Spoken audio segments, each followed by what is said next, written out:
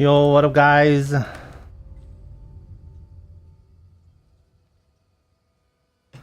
I am continuing my quest for an everlasting gaze.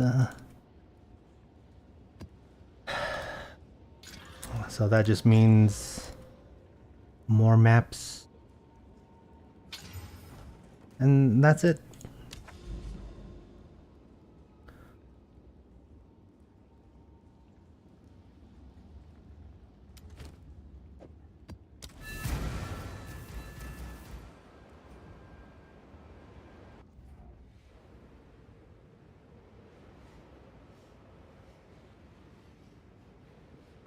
Not much else to really talk about.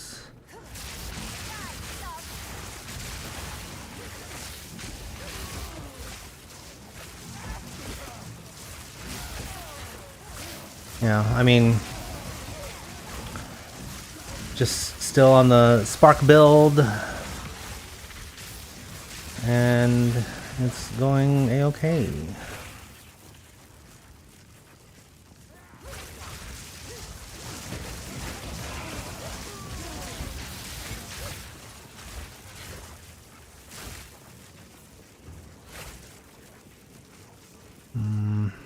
Okay. I need to try and find an optimal path.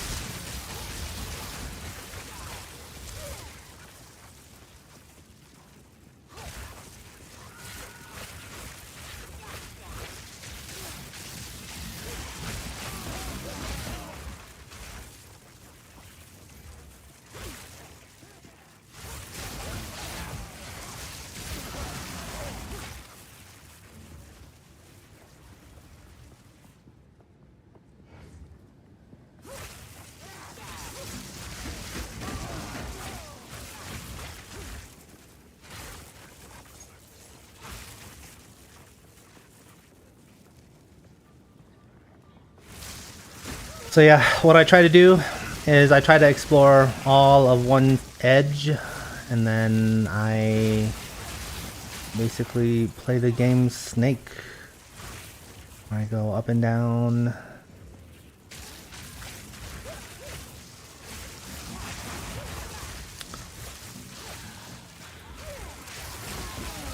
And it works out relatively well. Sometimes you hit a dead end and, well, it's a dead end.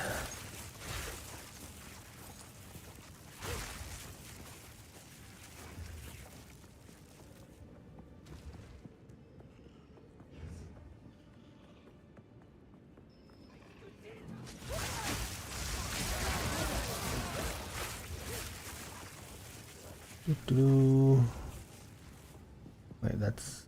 oh yeah, that's nothing.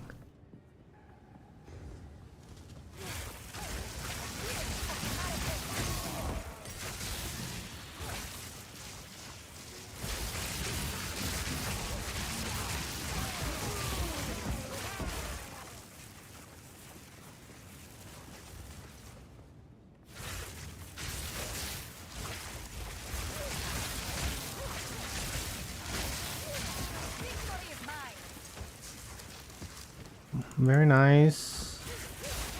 Although tier 10 maps are a little bit low, but that's okay.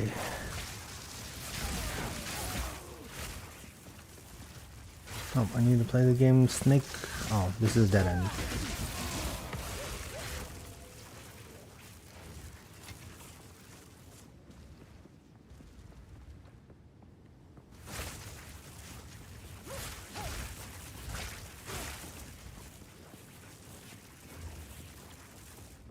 Oh, that's it.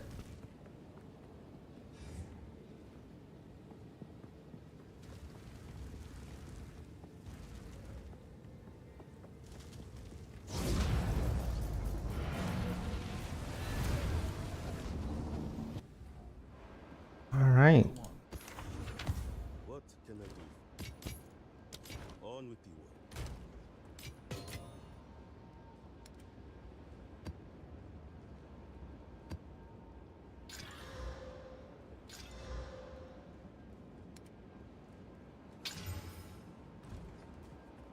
work. Alright, let's see here. What do we reveal?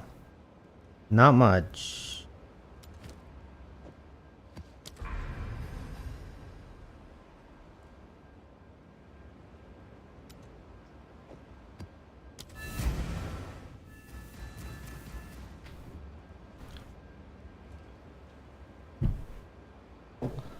Okay, so this is map number 2.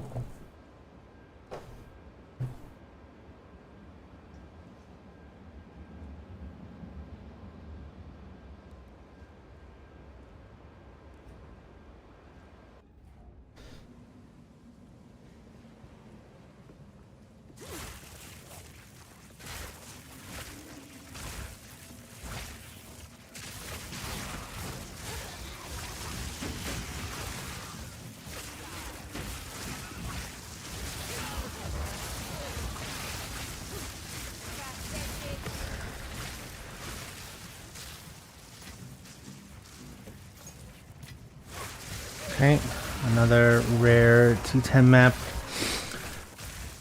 A little bit low, but that's okay.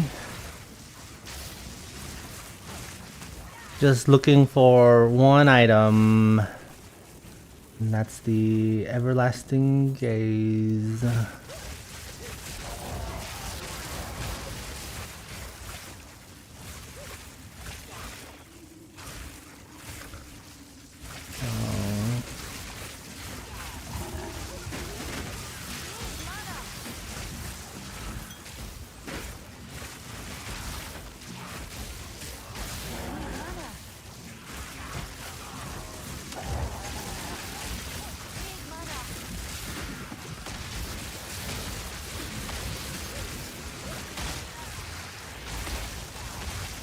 Oh, I was lightning resistant. But it didn't matter. I continue to play Snake on this map.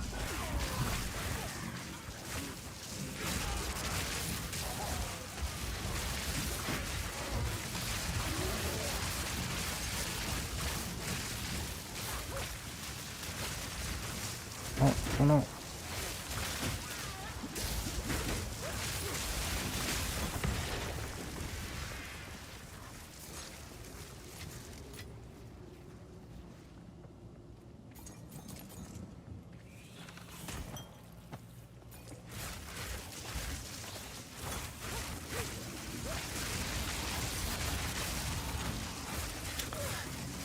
Yo!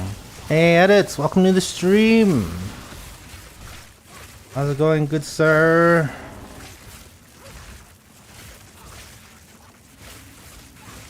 And he says, what up? Yeah, for me, I'm just trying to find this Everlasting Gaze. It has been a very elusive item for me. And my only option is to continue doing the farm.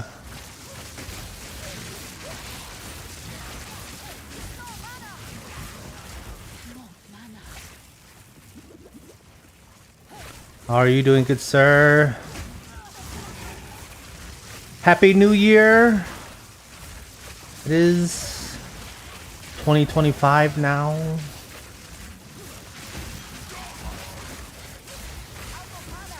Oh.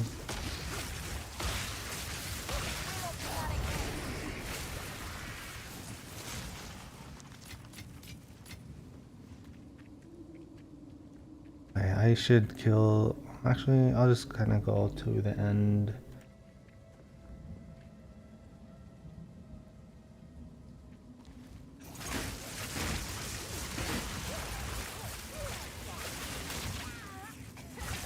Oh.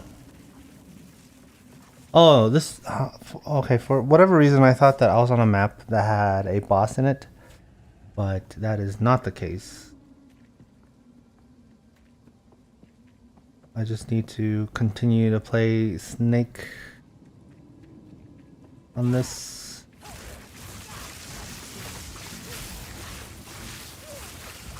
Yeah, so what are your plans for the new year? Any resolutions?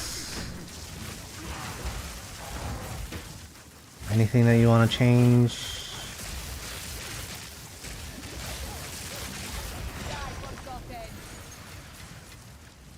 Rare treasure.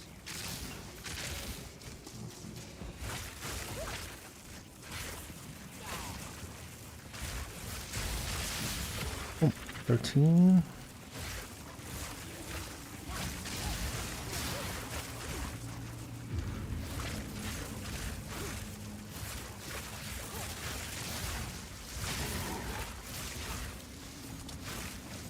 Oh, nothing in this chest. Nothing in the rare one. Oh, very unfortunate. Oh, nice. The exalted orb, baby.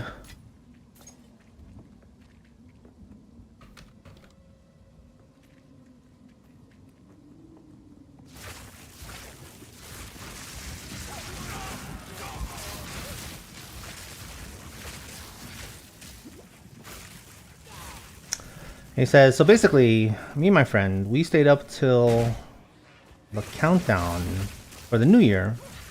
After that, we pulled an all-nighter. Ah, very nice. So did you just wake up? Did you mess up your sleep schedule? Because I can tell you that I just went to sleep. There were some fireworks around me that woke me up at midnight. But that was only I guess a 2-minute interruption, and then I went to sleep quickly right after that.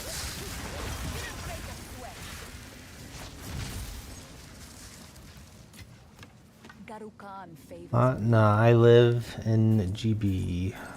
Well, living in GB doesn't necessarily relate to messing up your sleep schedule, right? Doing an all-nighter is what will mess up your sleep schedule. What is it? Oh, yeah. Hello. Wow. Nope.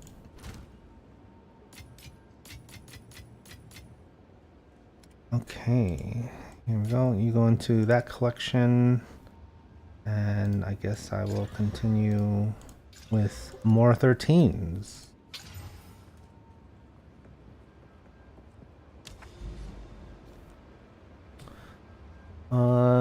Nah, it was just one day. Now we're back on track. Wait, so have you slept at all? Because I'm assuming that you have had some amount of sleep.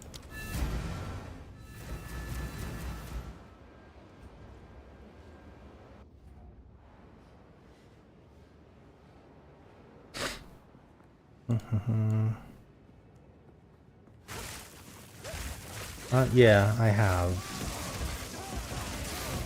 Oh, okay. Well, yeah. I mean, the sleeping during the day will mess up my sleep schedule, so I don't know how that works for you or what living in GB has to do with it.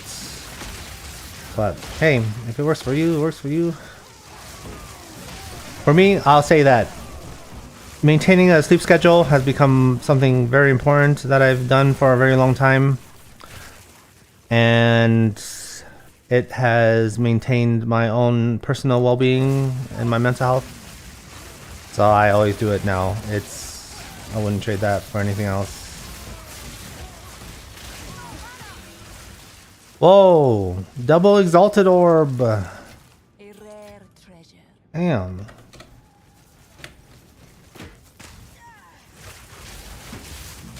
Oh, goodbye, gotta go. Okay, I'll see you later, good sir. Thanks for stopping by. I really appreciate it.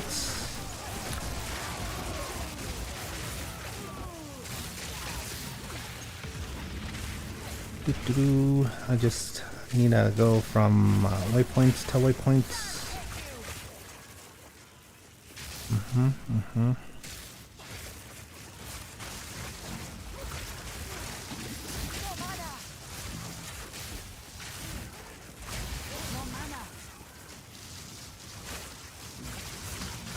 Oh, here we go.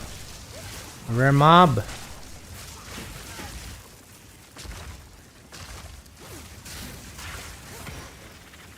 Alright, here we go.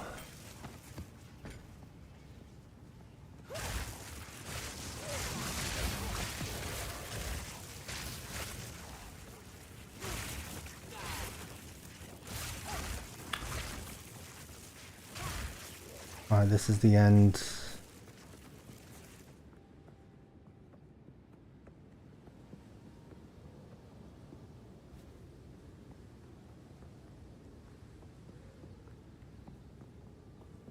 Open up. Oh my baby.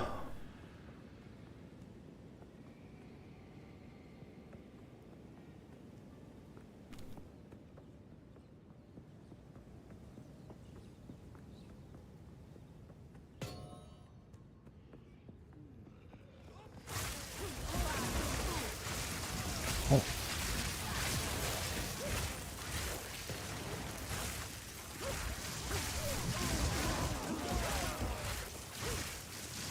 Yes, die. Next room.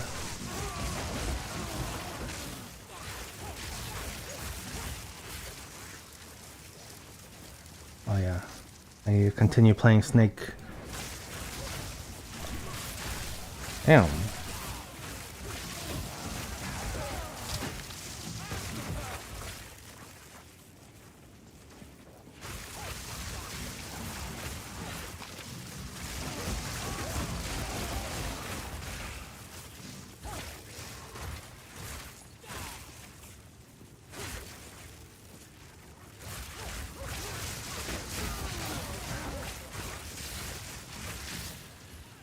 Okay. Let's continue going. Oh, that was a dead end. Okay. Just need to go to the next room. No problem. Oh, I already went here. So this might be the last room.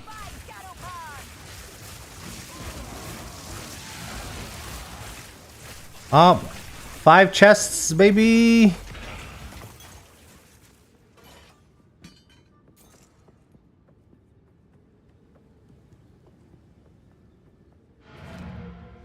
Okay, that's it. Easy mode. Speak. Yes. No. Oh wait, there's a ring. Oh, I don't want that. I don't need that. I'll be here. Waiting.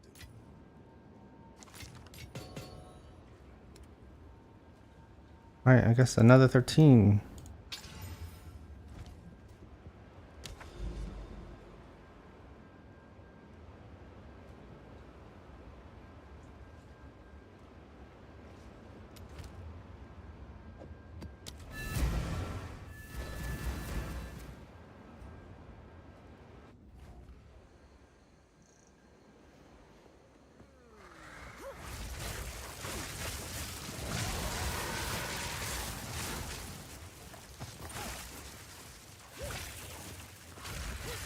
Oh.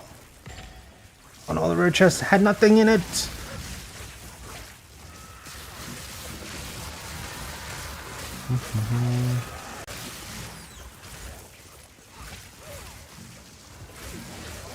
I'm here to punish you for your crimes, you monsters.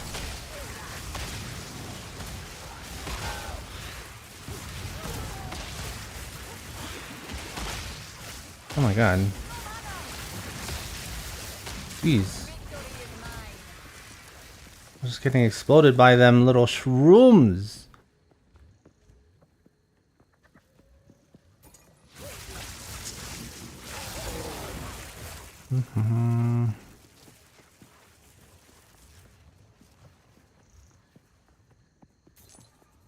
Okay, this area looks to be done. Oh, there's a rare mob. Okay.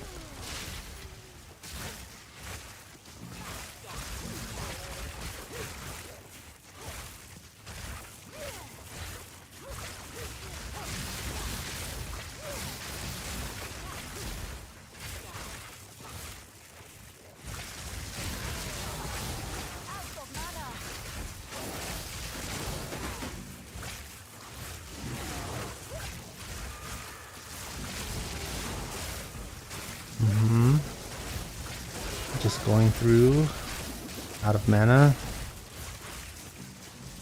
which is normal.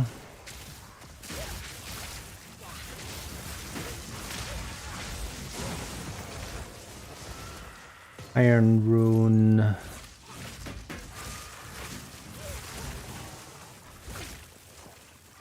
So, if I do run into an amulet that drops specifically an Azure amulet, that is what I need.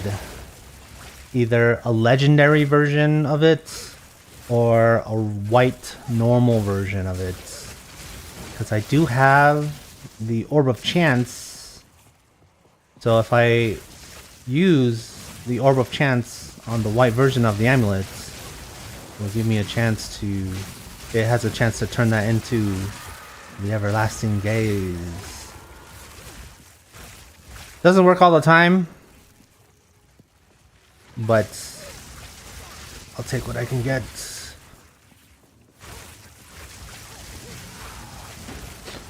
Yeah, I actually don't know how the loot works in this game, whether it's similar to Diablo 2 or not. Because the way the loot works in Diablo 2 is that it chooses the base item first, right? Like, so it'll be like, when I kill a mob, it'll roll the base item first. So it'll choose Azure Amulets, or Bloody Amulets, or Jade Amulets, or whatever. And it's not just amulets, but it could be like a wand, or a hammer, or whatever else there is. And once it chooses an item, then it'll roll the rarity based on a whole bunch of different other factors. And in Diablo 2, that main factor is the magic find on your character. So if you have more percent magic find, then the higher chance it has to roll a higher rarity of that particular item.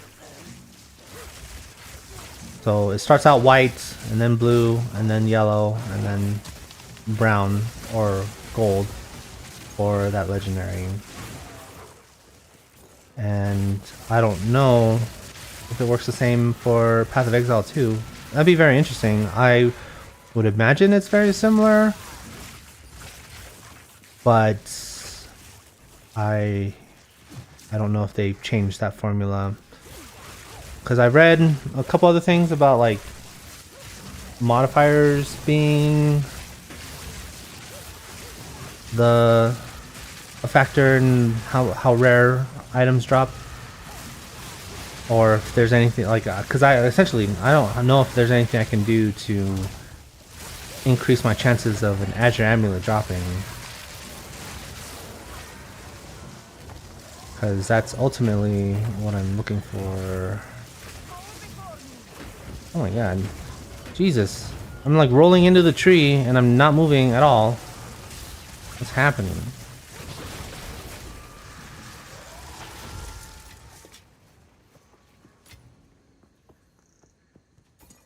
Okay, map complete, but I will explore the rest of the map. Oh, adjust. Just 3 piles of gold.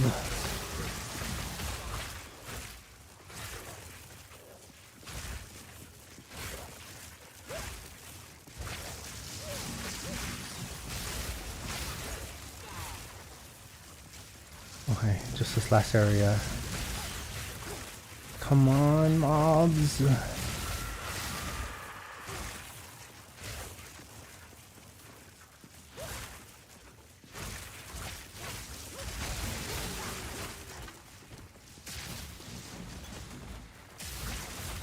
Alright, hold on. Let's see here. Nope.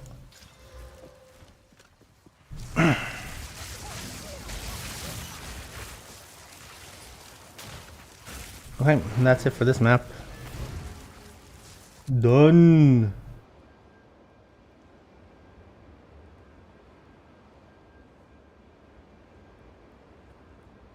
What is it?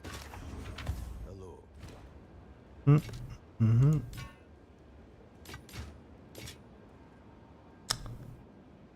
Nope. Until next time.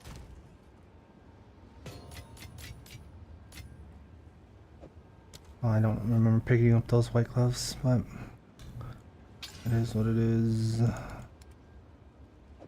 Alright.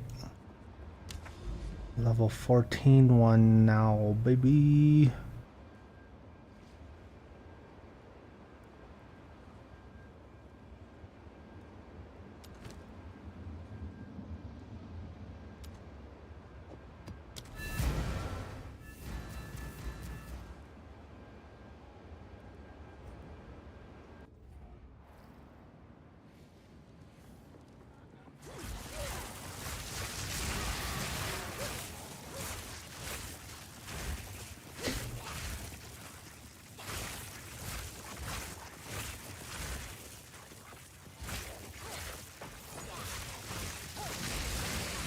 Oh. Oh, okay. These guys, I need to be very careful around them because they will definitely kill me if I am not. Yeah, like those green little bolts, they're reacting to my movement. So every time I attack or perform an action, they shoot out a little bolt from the shield. And that has definitely killed me before. I don't do enough damage to one-shot everything, so I like they'll shoot more than one bolt at me. If I'm not paying attention, then that'll be enough to kill me.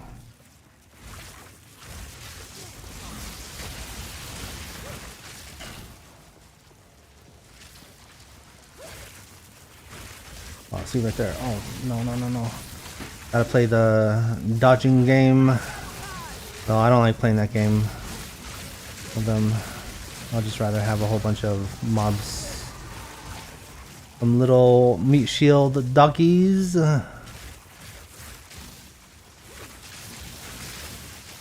Oh, there's a rare mob.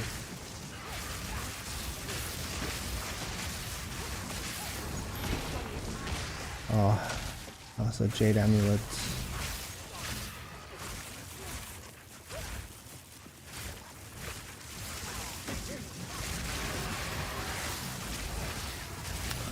Oh no!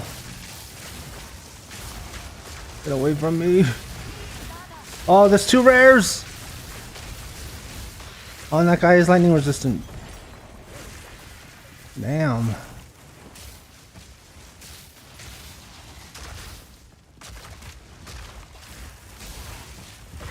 Oh my god, he just... I thought I dodged that. But it didn't happen.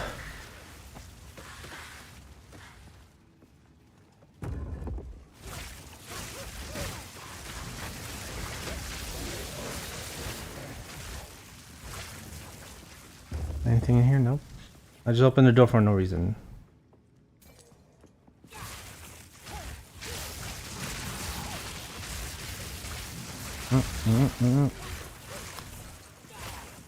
I kill the mobs with the spark. Oh, there's a rare mob.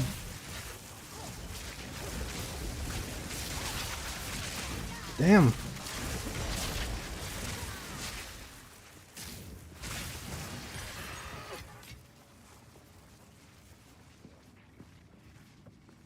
Okay, I guess this is like a square now.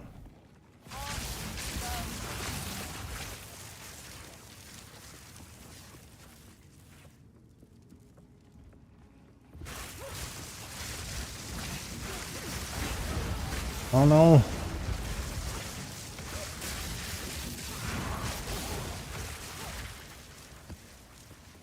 Jeez.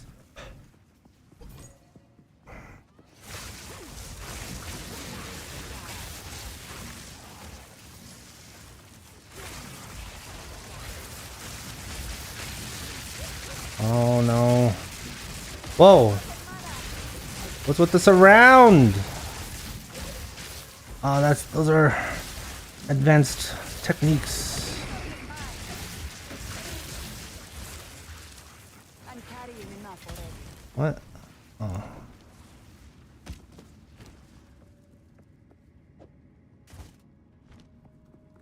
Okay.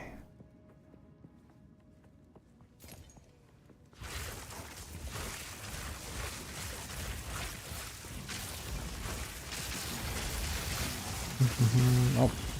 Oh, that guy died. Very nice. I didn't want to get slammed in my face.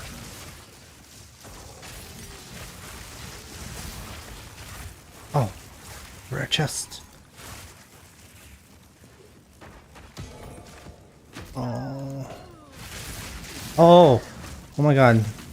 Those knights. Oops. Nope.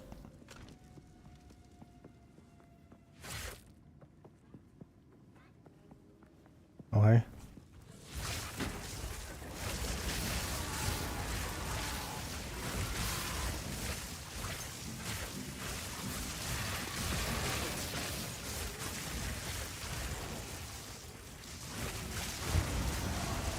Oh no.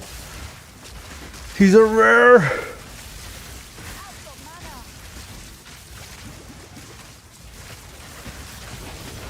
Alright, very nice. The map is complete. Oh, and a tier 15 weight stone. I'm carrying enough already. Alright, let's just complete this map. And we'll get going.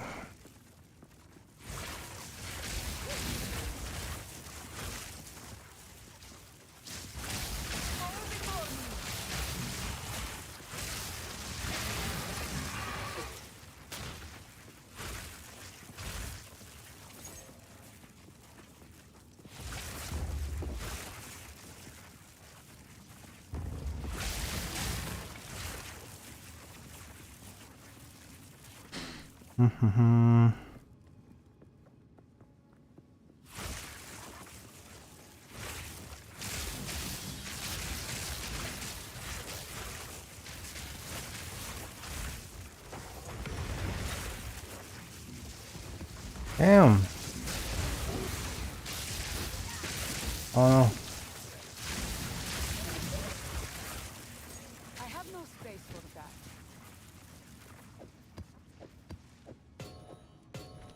Alright, let's empty our inventory. Because we got too much stuff. Go on. Hello. Okay, here we go. Nope.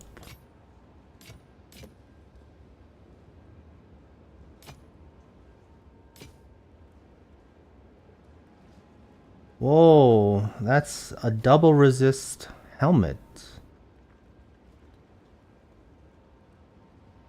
With mana.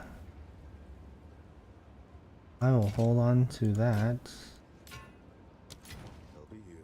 Let's see here. Do we get anything else? No. Oh, and more mana.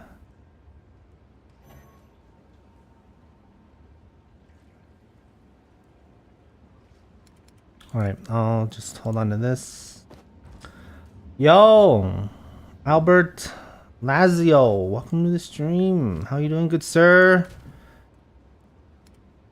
Albert says, unique ring!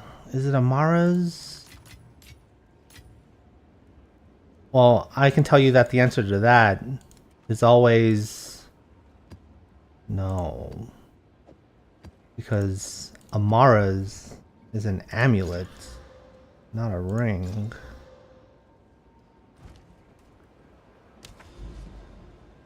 Wait, need to continue completing this map here. Almost done. Just exploring 100%.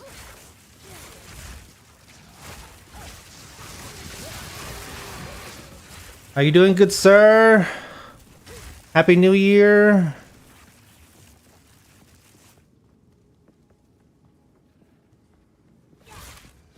Oh yeah, Happy New Year indeed.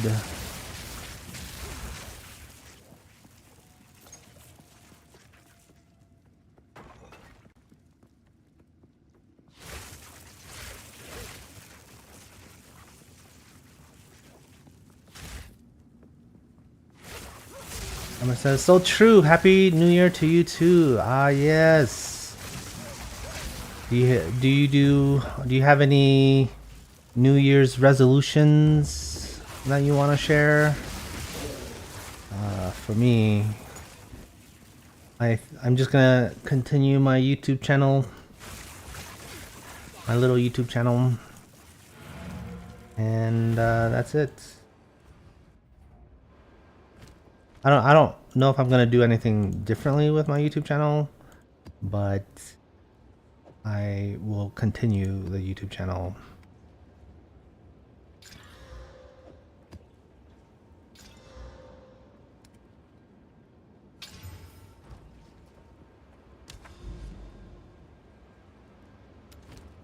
All right, we have an expedition.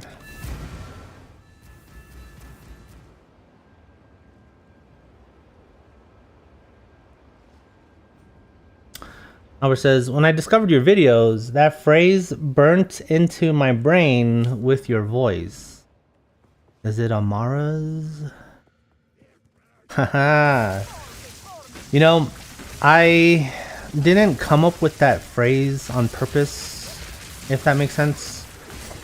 I was simply just asking the question. Because essentially, when you farm, obviously you're looking for loot in Diablo 2. And that, finding a unique amulet, a unique ring, a set amulet, all of those are exciting moments. Even though they actually don't end up being loot, I was just simply asking the question. And that was good enough for me. So yeah, it didn't become a thing. It was just for me to share that moment of excitement. Oh! A rare amulet! Or unique amulet. Very nice.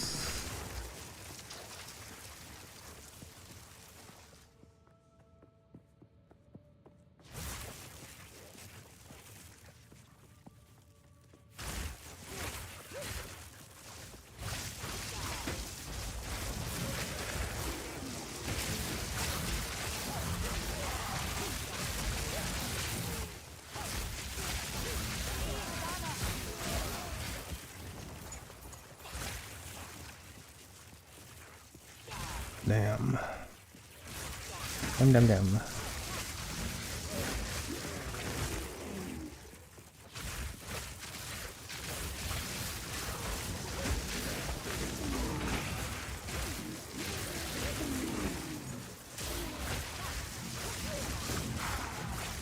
Alright. So, yeah, the next video that I'm working on is going to have a few of those phrases as well, except obviously it's going to work for the situation.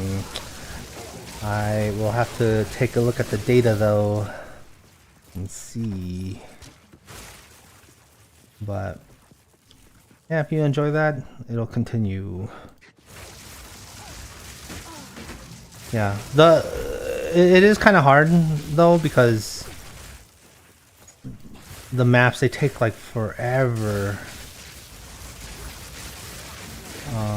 Unless like you have like a super strong character, in which case, like when I was doing my Diablo 2 videos, right, like the game's not hard and you're not really expected to die, but for this right here, like Jesus, it's a game where you're just dying left and right. Yo, Wingzor, welcome to the stream. Wingzor says no.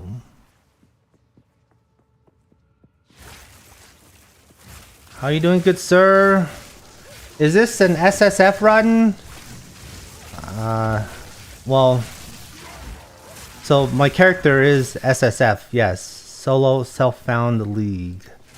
So not only is this run SSF, all of the runs are SSF.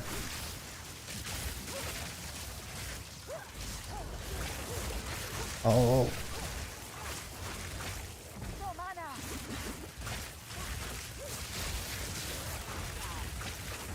Oh my god. Okay.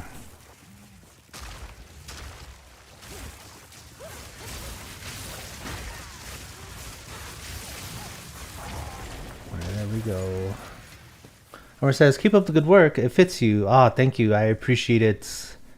Yeah, as long as I'm interested in playing ARPGs, then those videos will come out whenever. Yeah, when it comes to PoE too, though, oh my god, like the game doesn't teach you about itself very well. I mean, you can see that there's a clear effort to teach you about the game, but there's just so many little complications that it's just like you can't learn it from the game. You have to get it from an external source and essentially say, you know, hey, do you want to do this correctly? Here's some reading homework that you have to do on a different website.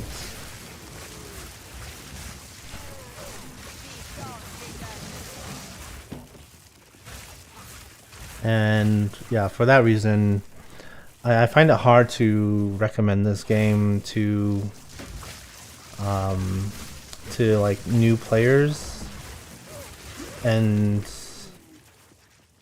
yeah, like there's essentially a checklist that you have to meet, a list of criteria that I have to meet before I would recommend this game to you. All right, and one of the items on that checklist, I haven't fully fleshed this out, but yeah, one of the items on this checklist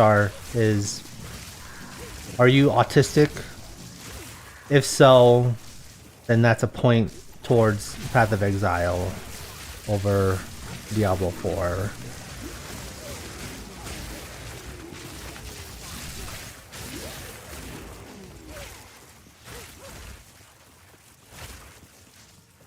Yeah, like I would be happy to recommend Diablo 4 to someone like my girlfriend, but I would not recommend this game at all to my girlfriend. Like, Jesus.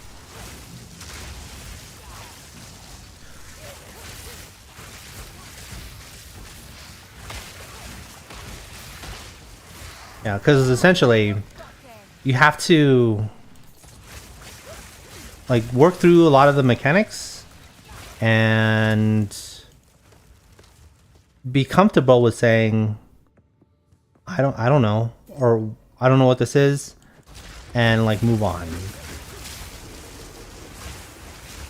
That is kind of like the biggest problem.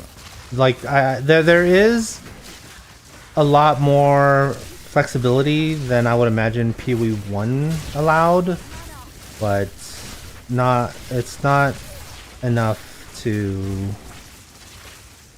yeah, it's not enough for me to recommend this to like a new player, new to the genre. Yo, Latizzle, welcome to the stream. Are you gonna play Diablo 4 Season 7? I probably will.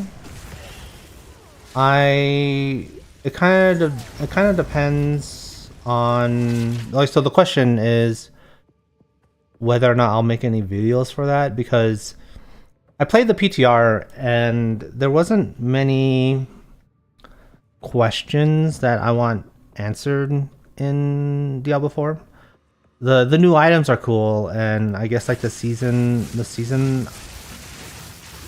thing is essentially like upgrades to whispers and doing more whispers. Like I did a crap ton of whispers in season 6, and I don't necessarily feel the need to do more whispers, so I'll probably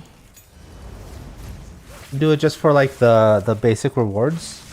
But as far as making Diablo 4 videos, we'll see what the learnings are from the PTR.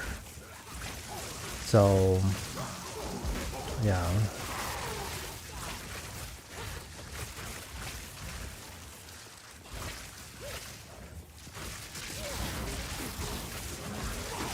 Oh no, oh no, no, no. Yeah.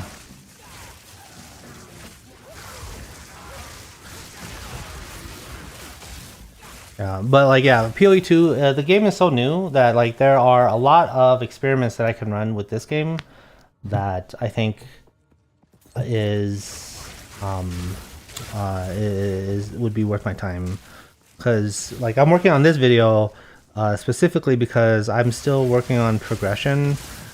I do not have I do not have an everlasting gaze, and I'm specifically looking for that.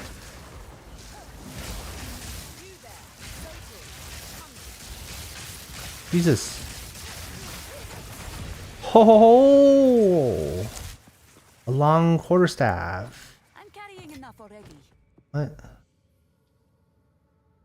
Okay. Pillar of the Caged God.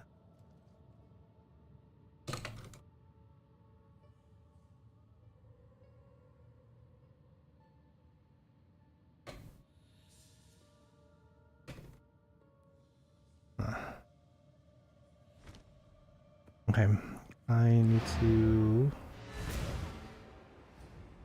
back here. What do you feel? What can I do for you? Yeah, I will say that when it comes to Path of Exile 2, I think the one thing that it does really well, I guess, from my perspective, is that the feeling of progression on your character, it does a really good job of like starting you on that and maintaining that throughout the journey and even into the end game. And I think that's part of the reason why a lot of people like Path of Exile 2 and are saying, you know, oh, it's way better than Diablo 4. But yeah, so like the feeling of progression is much better on Diablo 4 and or sorry, in PoE 2. And the main and I think that's like the main reason why people play ARPGs in general, because when it comes to some game like Diablo 4, it the progression journey is really fast. You can essentially get everything that you want in like 2 weeks, and then once you have like your full character, and like yeah, once you have your full character, I always love a good risk. like you don't really want to play anymore. Now I'm talking about like the average player for that, in terms of that experience. For me, that like yeah, progression is a good feeling to have, but that's not the reason why I play the game. I play the game to farm, right? So whether or not I'm actually progressing my character or not has very little to do with my enjoyment of the game. So even if I'm making 0 progress, I'm maximum level, I'm fully decked out, blah blah blah XYZ, I will probably like I will still do 100 runs of something to find the loot. You know what I mean? And but like a lot of people aren't like that, There is right? power in this. So that's kind of why I say, you know, at the beginning, what is the criteria for me to recommend whether or not, yeah, what's the criteria for a person to meet whether or not then for me to recommend Path of Exile 2? One of those things is, are you autistic? And for me, yeah, like I think I sort of meet that criteria, because like who the fuck is gonna farm over and over and over again without any sense of progress? A lot of people like just aren't wired like that. So yeah. These asks, are you likely going to stick to PoE 2 or keep with Diablo? So I I really dislike playing two games at the same time.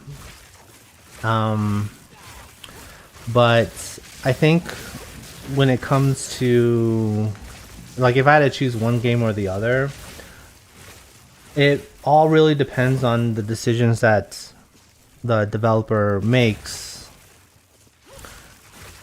with their game. So a lot of the decisions that that Blizzard's made with Diablo 4, and especially with like some of the recent comments, it's actually like turning me away from it. Like, they're not making the game for someone like me, because when it comes to farming in Diablo 4, I think that they're leaning way too heavily on the target farming side of things, because, well, yeah, it was a success in season 2, because literally you couldn't find an uber unique at all, no matter how hard you farmed. And when they added Duriel to the game, and now you can farm the uber uniques no problem, and that had like a really good reception. But the issue is that really reduces the longevity of the game for someone like me, because I want to farm. And if I can target farm everything, well, there's only so many like Dorio runs that I can do. I think I have like, what is it? I think I made like 400 run Duriel videos, like one for each season. And that was interesting to me, is because they kept changing the drop rate on them, right? It's like, okay, well, how easy is it to get this time, or how easy is it to get that time? But they are sticking with that decision throughout like the rest of the game. So they're like, oh, this worked really well for Duriel, so let's go ahead and apply it everywhere else in this game, because it worked really well for season 2. And I don't know if that's like the 100% the right choice.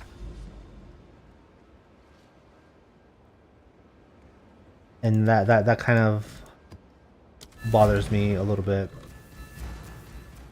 So that's not to say that like Blizzard can't change it. It's just they're doing things that reduce the longevity of the game, which kind of goes against something like or something that I'm interested in doing.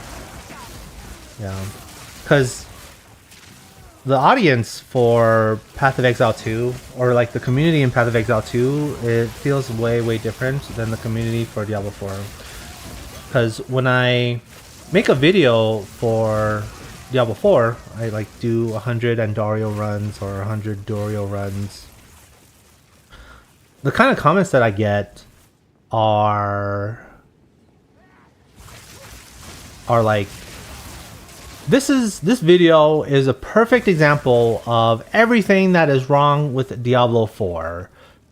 The drop rates are so trash that Blizzard needs to get their head out of their asses and fix the game, right?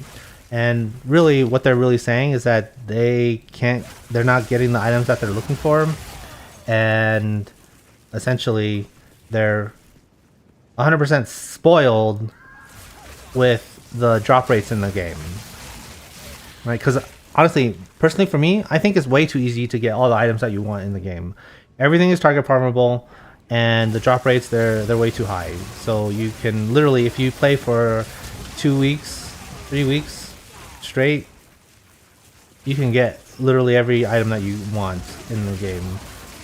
And like the chase items would be the greater affix versions, which, yeah, if you really want to find the greater affix versions, then that's up to you. But there's literally nothing else that you're doing with that. But when it comes to like the PoE 2 community, I've only released 2 videos and 1 farming video. And the reactions that I get are like completely different. It's not, oh, this is everything that's wrong with this game and Grinding Gear Games needs to fix their game. It's not that. It's that I'm the problem player, right? It's like, oh, you are doing everything wrong in the game. Why aren't you doing this? Why don't you turn on this setting? Why don't you use this skill? Why don't you use this item? Blah, blah, blah, blah, blah. Why aren't you running these maps? Why don't you have this amount of magic find? Why don't you do X, Y, and Z? Why don't you wipe your butt with a scrunch rather than folding your toilet paper? Why don't you do this or that? Blah, blah, blah, blah, blah, right? Like, so that's not really welcoming, you know? And that's kind of part of the reason why I'm like, yeah, if you want to play PoE and not make any decisions in the game and essentially follow the guide without fully interpreting or understanding the reasoning, then Path of Exile 2 will be like an okay game. Like that's the only circumstance that I would recommend the game. So like right now the game's in early access. Everyone's trying to figure out and do their own thing, and like yeah, it's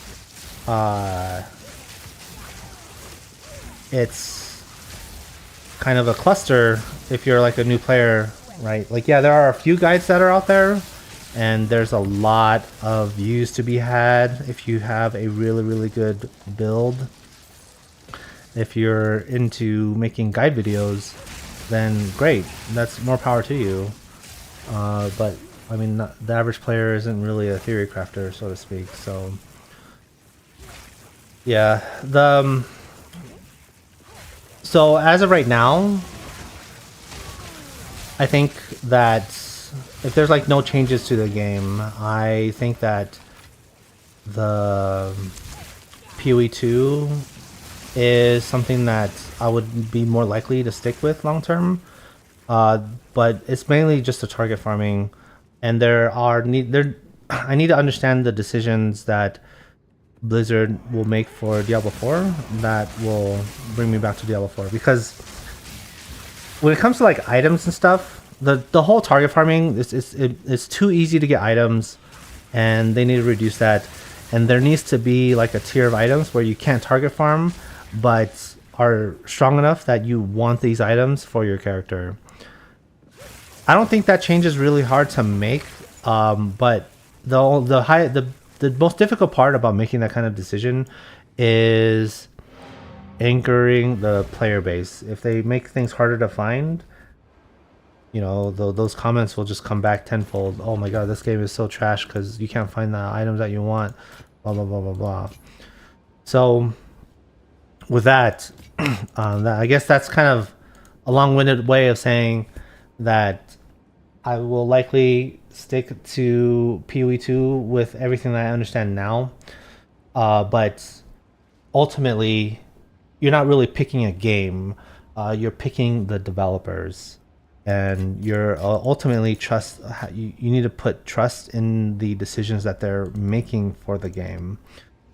And for Diablo 4, yeah, there's been some recent comments that are kind of turning me away from it. Kind of what I just talked about in terms of like the target farming. But then there was a comment that they made that really, really bothered me, that I didn't really feel like they understand the like what makes the game good, but or sorry, not what makes the game good, but what makes the game good for me. I want to grind things over and over and over again to find cool loot. And one thing that they said was in regards to the Citadel, the forced multiplayer content. And they're like, yeah, we're gonna double down on that, including the multiplayer aspect. And I'm just like, no, don't do that, don't do that. But that's what they said. I saw in a recent article, so that's that.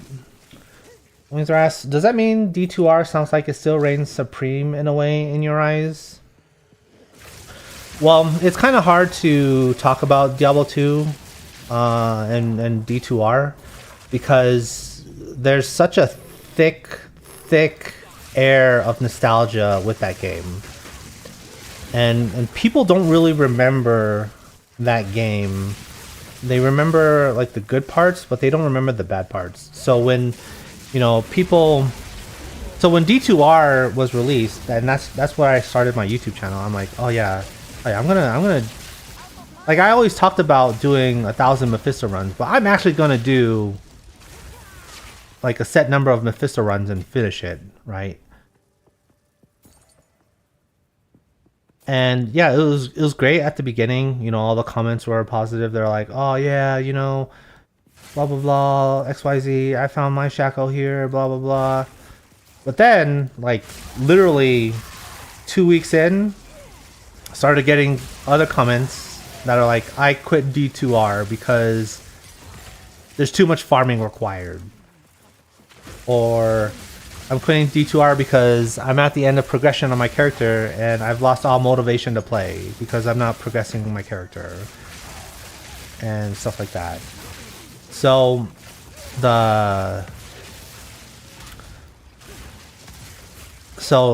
that's kind of why I find it hard to talk about D2R, because yeah, like there's just way too much nostalgia for any conversation to be reasonable. It is a groundbreaking game, and I am glad that it exists. But for me to say that it reigns supreme, I would have to say, okay, like really the ultimate question is, if I was trapped on an island and I did 1,000 Mephisto runs every month, would I look forward to doing that? Like knowing the state of the game and what it's going to be in. And I have to really think long and hard about that. I don't know if I will say yes to that question. Right? Is there enough depth for me to really say yes to that question? I really don't know. Yo, human being, welcome to the stream. What level are you? I am currently level 89 right now. Oh, the tier 13.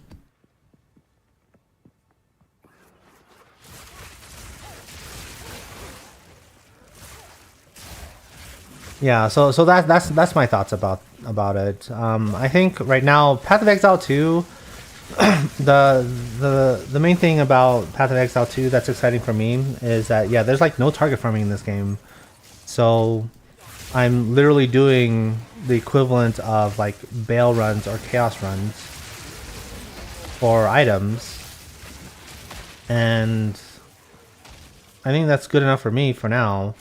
And like they've made a conscious sort of decision to transfer over the currency. Like there's literally a currency stash that you can buy, because that's they want, I guess, like more diversity when it comes to the currencies. Like in Diablo 4 it's just gold, right? Like you don't really trade anything besides gold. But for here, like, yeah, like there's exalted orbs, divine orbs, and all this other stuff. So I can make some videos exploring those things, which would, you know, me as a pseudo-scientist would be very interesting for me to kind of go through and make a video about. Someone says, have you tried to riz the monsters? No man, they're rizzing me.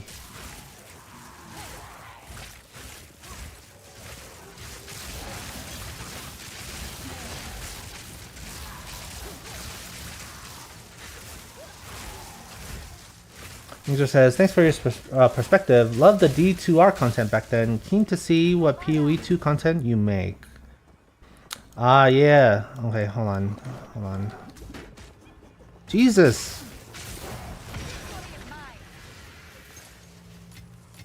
There is power in this object. Yeah. So, yeah, the main issue right now with Path of Exile 2 is, as far as like content that I can make, is like the only thing that it seems like I can do right now is just like maps, and like you can choose the difficulty of the maps and all that stuff, but like that's not very much variety, I guess. And like the way they have like the boss mobs or like the boss maps and all that stuff makes it really hard for me to make videos in a way that I want to, because like without having to reuse content, I'd be interested in a video about like, oh, you know, loot from 100 breaches, or loot from 100 boss mobs, or loot from 100 rituals, or whatever, right? But because you like travel in the map, and I understand why GGD did it like this, is to essentially help keep the longevity for the game. It makes it harder for me to make content, which not necessarily is a bad thing, but I will be a lot slower in making the content. Like if I'd be very worried about my well-being if I was like a full-time content creator and relied on YouTube for my income. Yeah. Because like I would not be able to, like I'll need to make like all sorts of other different contents that I'm not sure if I would necessarily enjoy making. Oh my god.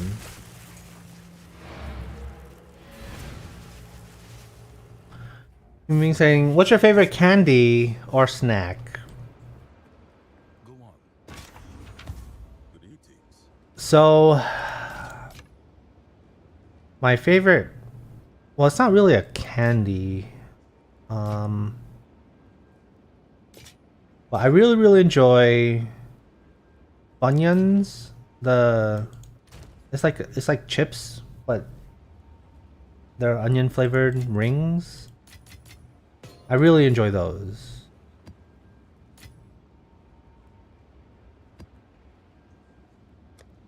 But I don't know if I can like eat Funyuns for like the rest of my life. I think I'd have to think about this. But yeah, Funyuns is like the first thing that comes to mind for me.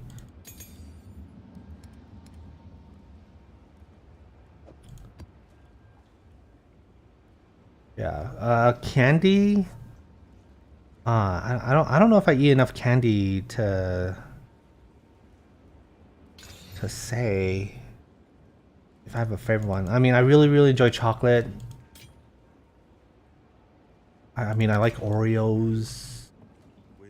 I like boba.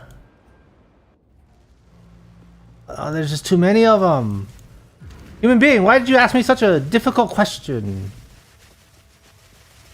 Oh my god.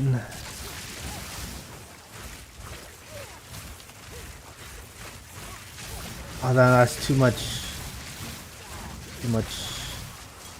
Too many options. Too many options to think about. Okay, that's the rest of the map. Human being says, haha, sorry. Oh yeah, no, I'm just jostling.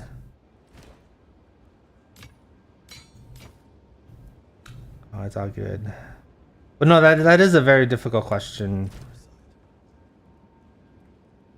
It's like kind of asking the question, You know, what is the perfect cookie? Does one even exist? I don't know. Right? Are soft cookies the best? Or are harder cookies the best? Like, is a soft cookie better than like a graham cracker? I don't know. Sometimes you're in the mood for a soft cookie. Sometimes you're in the mood for a hard cookie. You know what I mean?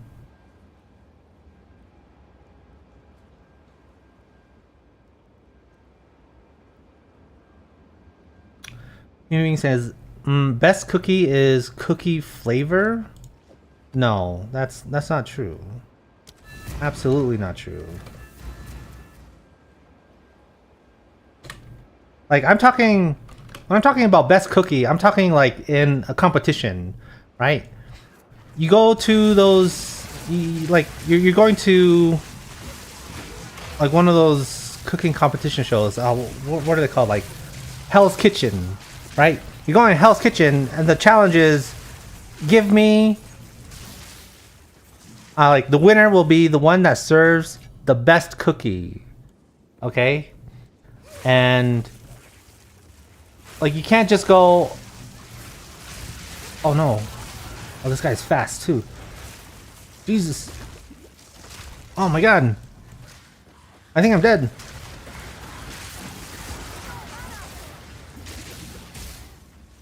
Jesus! Oh. Okay, I managed to kill him. Right? Like you can't just rely. Okay, so going back, yeah, if you're in Hell's Kitchen and the challenge is serve the best cookie, you can't just be like, no, I have the answer. The answer is a flavor. Like you can't do that. You can't do that. You need to understand how hard the cookie is that you want to make, or how soft the cookie is that you want to make. It's all. They're all components.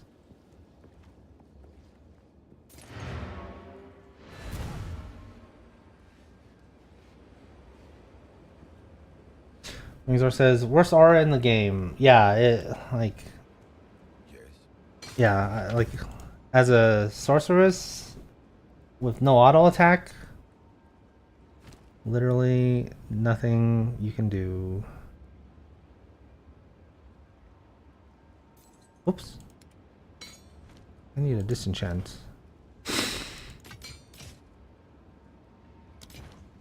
Okay, and I'm actually missing one of my skills. I am missing Mana Tempest.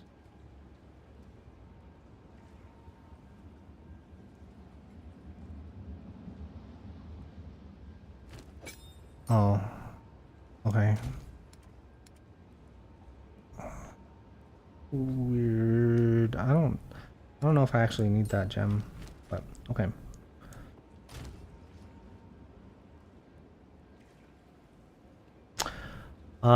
Newslifer says spam is fun.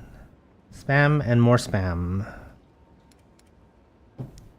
Oh no. I mean, if you're talking about food, yeah, spam is good. I really enjoy eating musubis. Oh wait, I messed this up. Whoops.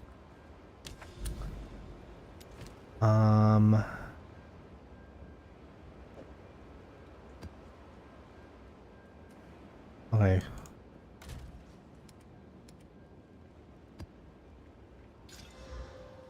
Hold on. Okay. Okay, so this right here, this delirium mirror is part of the reason why I kind of say that the game doesn't really teach you about anything, because I really have no idea how this works. I run into the mirror and more mobs pop out, and that's it. That's all I know about this.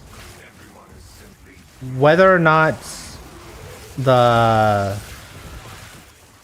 like, I have no idea why it ends randomly, and I only get like one shard or whatever. I really have like zero idea. So, you know, when I said earlier, oh yeah, if you're okay with doing homework or to play your game, well, this is kind of an example of that, right? For me to understand how the delirium mirror works, I need to look at an external resource to see, like, how am I even supposed to be doing this properly? Because right now it's just, oh, I'm just fighting these extra mobs and that's it. And it'll end early, whether or not I want it to end early. There has been a couple times where I was like fighting a boss, but the timer was ticking and I didn't kill the boss. I wasn't able to kill the boss. I don't know if I did anything wrong. I know I clearly did something wrong because I wanted to kill the boss, but I couldn't.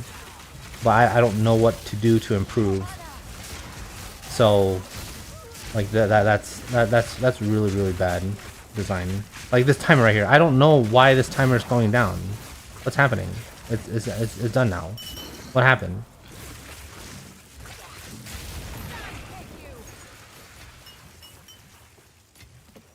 Okay, well, it is what it is.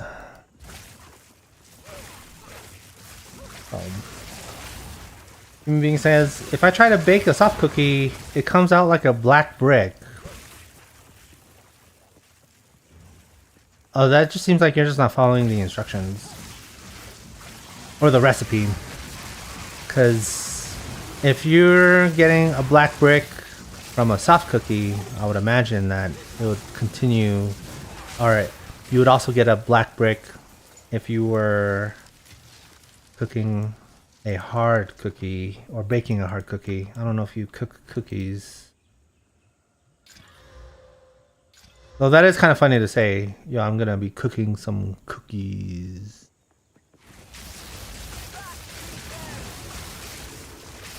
Oh, he's lightning resist. The volatile plants! Oh, those little pollens. The purple pollens. And they explode.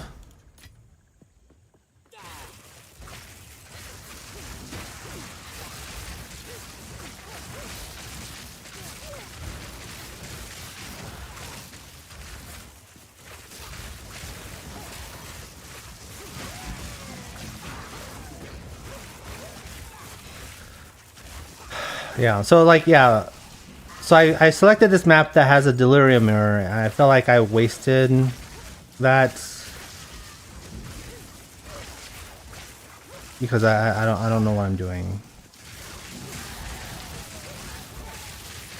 Okay.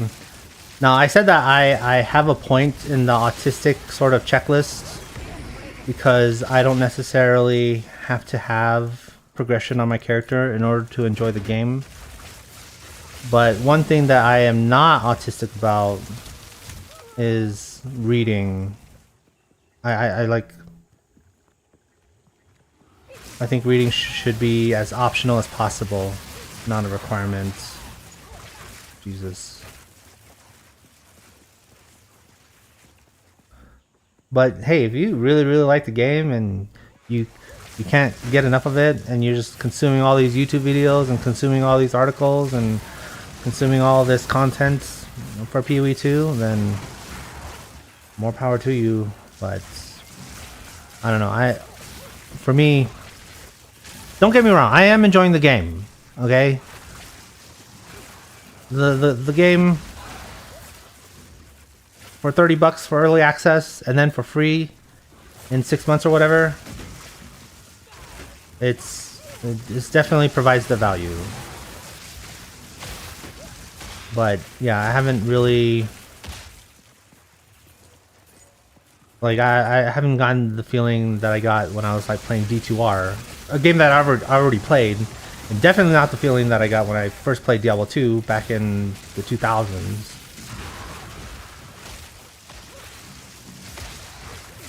Right? But That might be a little bit unfair because will any game give me that feeling of like any new game that will give me that feeling of you know, excitement from early 2000s?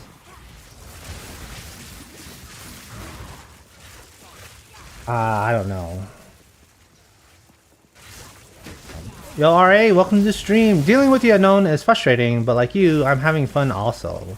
I must travel light. Yeah, but it doesn't really help with, it doesn't really help with, you know, recommending this to a new player, right?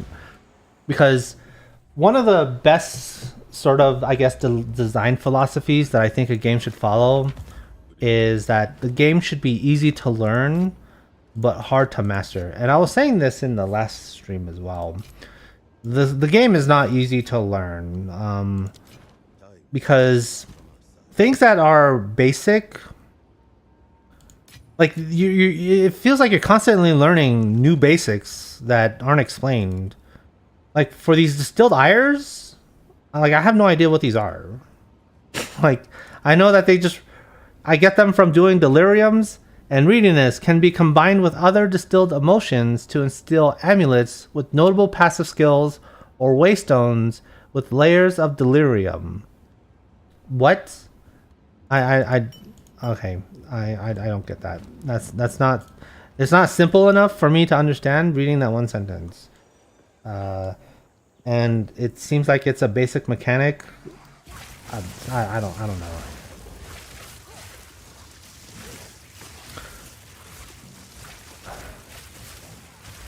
Like Ari says, bruh, I hear you. Yeah. So, you know, Googling delirium guide, I guess, is in my future. Yeah. So, yeah, unfortunately, PoE, I think, kind of fails that standard of a game being easy to learn but hard to master. It's not easy to learn. Yeah. There's like too many rules. Because like, and yeah, I was saying this in my last stream, like chess I think is a game that's easy to learn but hard to master, right? Because you only learn what, like 6 pieces and then two sort of special moves, right? So you have the king, queen, rook, bishop, and the knight and the pawn. That's like 6 pieces, right? And each of them have their moves, and once you learn them, then like you can play the game. And then there's 2 special moves that you have to learn, which is castling and en passant, right? Like an en passant is like that troll move where you're just like, if you use it against a new player, the new player is going to be like, you're trolling me. This is not a legal move, right? But that's okay, because when you're playing chess and you learn those 8 things, you've learned the basics of chess, right? And if you're playing against a grandmaster, they're not going to be doing any moves that you're going to be like, what the fuck, I don't know the basics of this. What they will be employing against you is all like the meta game, the strategy, like learning how to pin against other pieces and you know, material score and all of that stuff. But you don't need to know that to say that you know the basics of chess, right? That does not apply in PoE 2, okay? The delirium mirror is like Google en passant, all right? Otherworldly breach is the equivalent of saying Google en passant, right?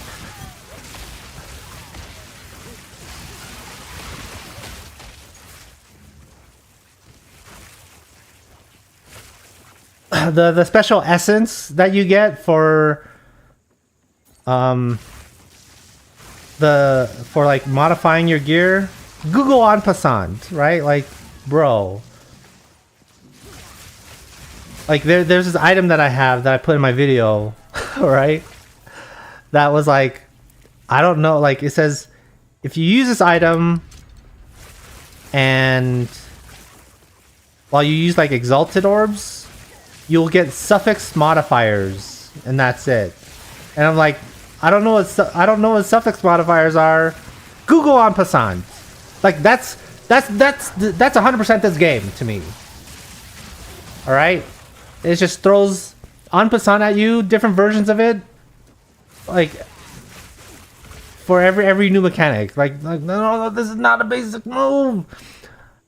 Okay, and I'm like 140 hours, 150 hours in this game, and I still can't tell you that I know the basics. So yeah, 100%. Like I know that they've made efforts to make it more accessible, but no, it definitely 100% fails the test of being a game that's easy to learn. 100%. Yo, Harper, welcome to the stream. I hope you're having a wonderful day. Oh yeah, it is a new year after all. I've got some ideas in mind for your channel. Feel free to add me on Discord if you're interested. Oh, I feel like you're selling me something. So, yeah, I think I'm good. Ari says, I haven't used one essence. Yeah, me neither, because like I don't know what a life modifier is. I don't know what a cold modifier is. Like, what's happening? Now, the game is in early access, and if they modify the tooltips to just straight up list out the modifiers, like that would go a long way. And I'm like, oh, okay, great. I can get, there's a chance for me to add 4 to all skills on a wand if I use this essence on this item. Totally chill, right? But the game doesn't do that. So therefore, you must be autistic in order for me to recommend this game to you. Yeah.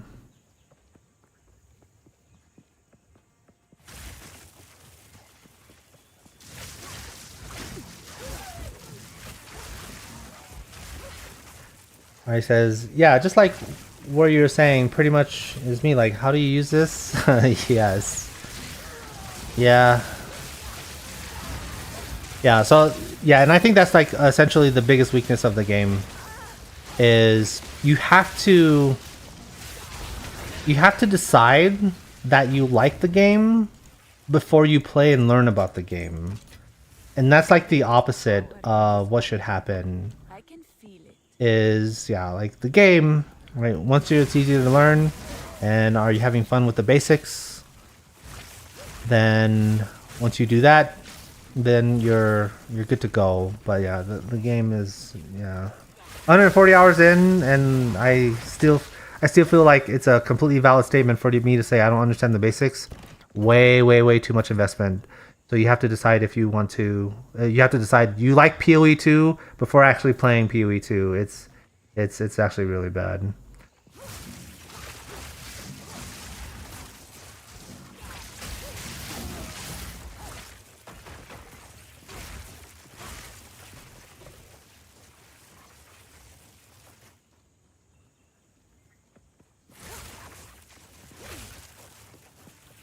Okay. That's it for this one. Go on. What can I do for you? I'll be here, waiting.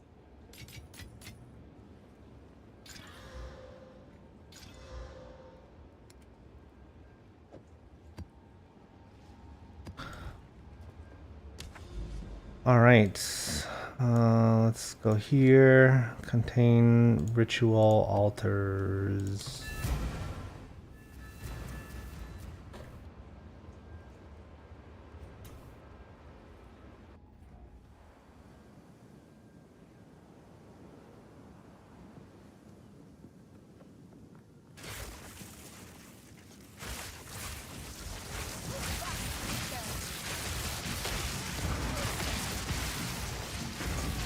Oh no!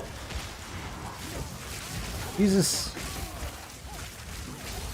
Yeah, I will say a game that did easy to learn but hard to master very, very, very well is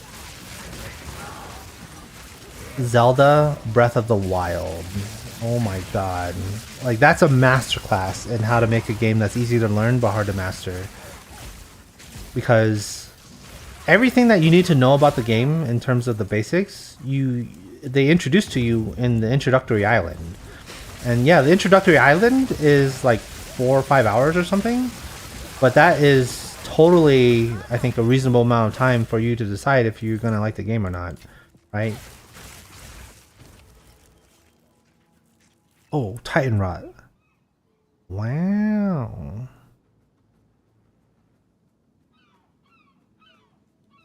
Omen of Resurgence. While this item is active in your inventory, fully recover your life mana energy shield when you reach low life. Huh.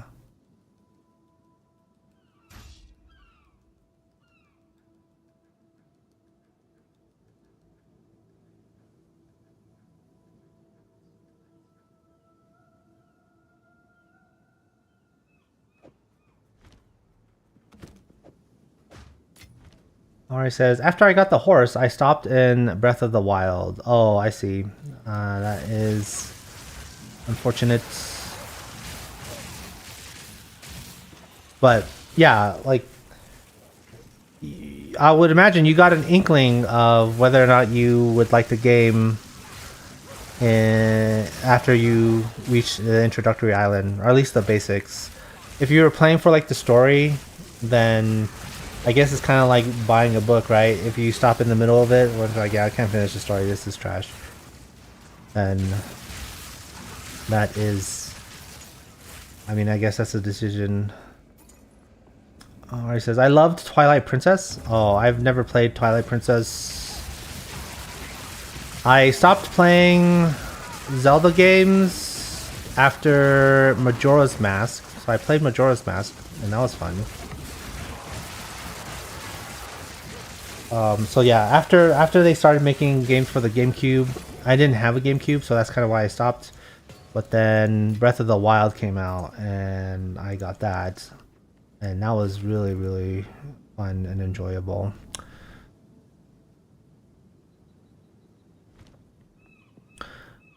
And then yeah, Tears of the Kingdom. I played a little bit of Tears of the Kingdom, but I didn't finish it. I will finish it though, or I would like to finish it if I have the opportunity to. Like, if there's nothing that I want to do, like if there's a lull between seasons or something, then I'll play it on my own time.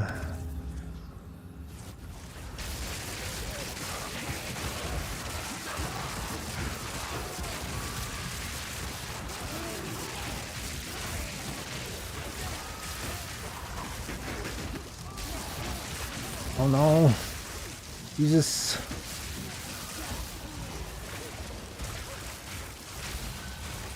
Damn. Alright, what do we got?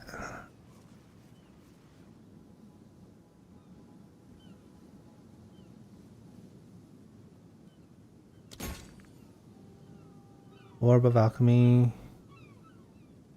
Val Orb.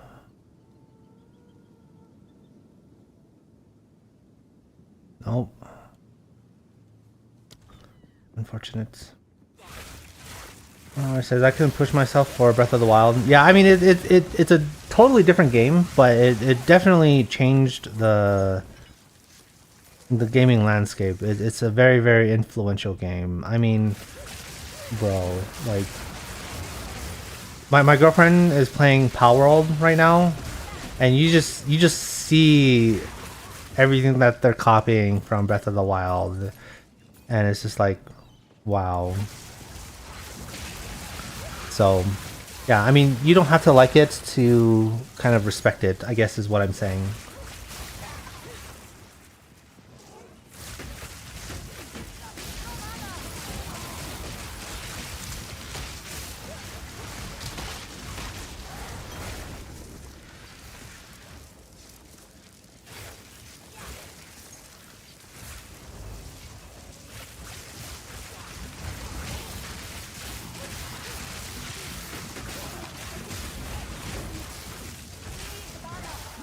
Oh no.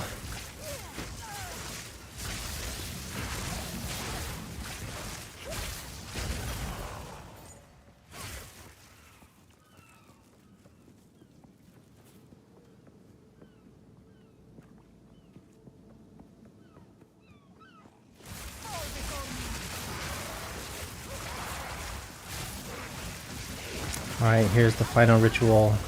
Actually, I don't even think I need to do this just because there's no gear that I want. I don't think I'm gonna get enough for the exalted orb.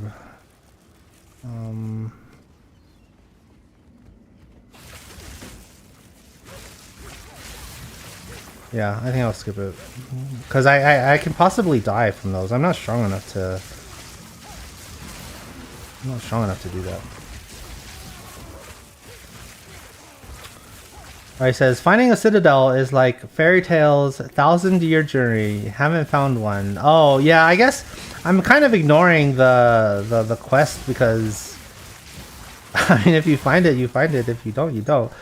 My quest right now is a personal quest for an everlasting gaze. Still haven't found it.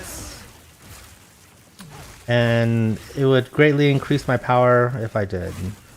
I don't have access to the auction house because I'm doing solo self-found, and therefore I can't increase my power by looking for rares that have like, what is it, 4 of the 6 stats that I'm looking for or whatever. So it is what it is. I don't know why will solo self-found make my videos more interesting? I really don't know. Because having a more powerful character will allow me to do my runs faster. And I mean, I just kind of went on this whole thing about how, I mean, I think a lot of people are enjoying PoE 2 because there is a sense of progression that lasts for a very long time, which is very, very good for the game. But I don't necessarily need that for me to continue farming. So maybe I can trade. I really don't know.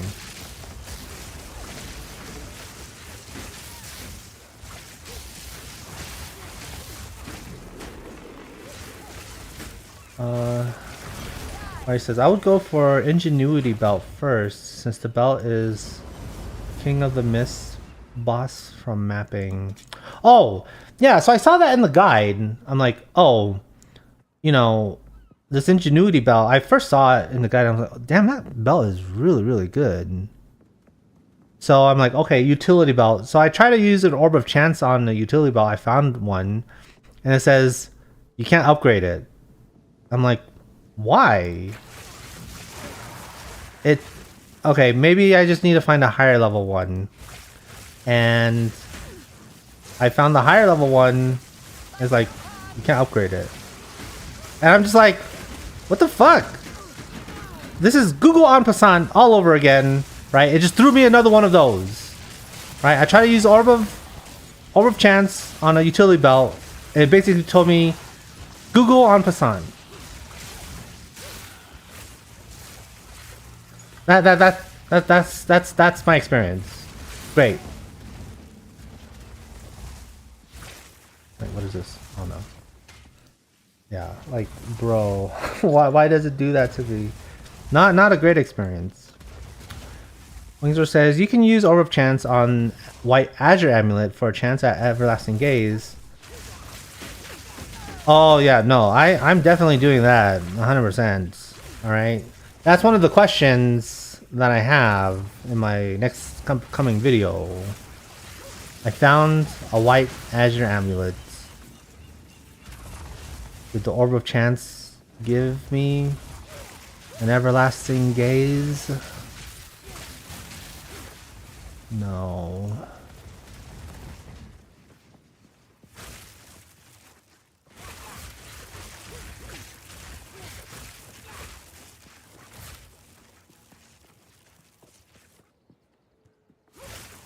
Wingsor says, such disappointment. Yeah, 100%.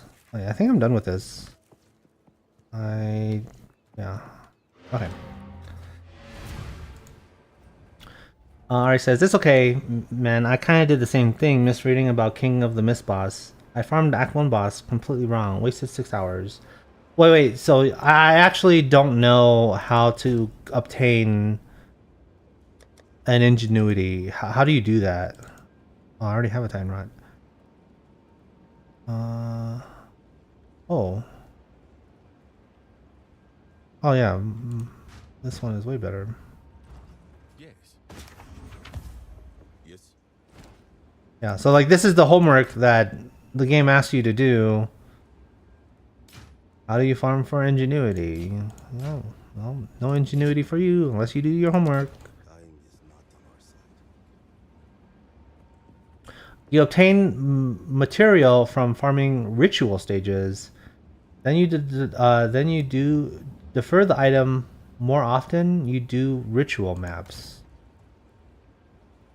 Okay, I don't fully understand the defer parts, but it sounds like I'm not gonna get that anytime soon because I die in rituals sometimes.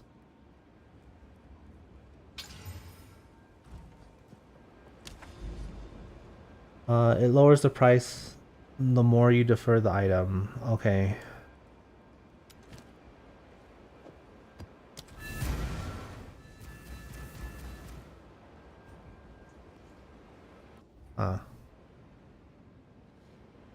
Oh, okay. So actually, I guess I could have deferred the item if I completed the final ritual on the last map.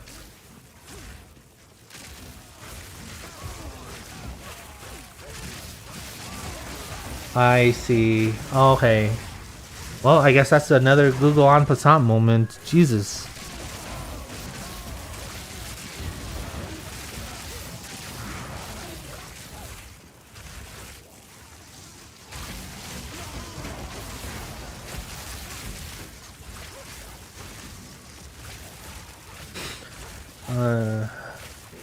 It's called Audience with the King. Doesn't always show up, and yeah, as long as you defer it, it goes on layaway. Okay. No, I think I get it. It's just a long journey of ritual. Like you just got to do ritual maps. So the tablets that will mark maps with ritual altars are very important in obtaining ingenuity. Yeah, so I don't know if I would agree with your earlier statement then, saying that you would focus on ingenuity belt before everlasting gaze. Unless I misread what your comment was actually saying, then the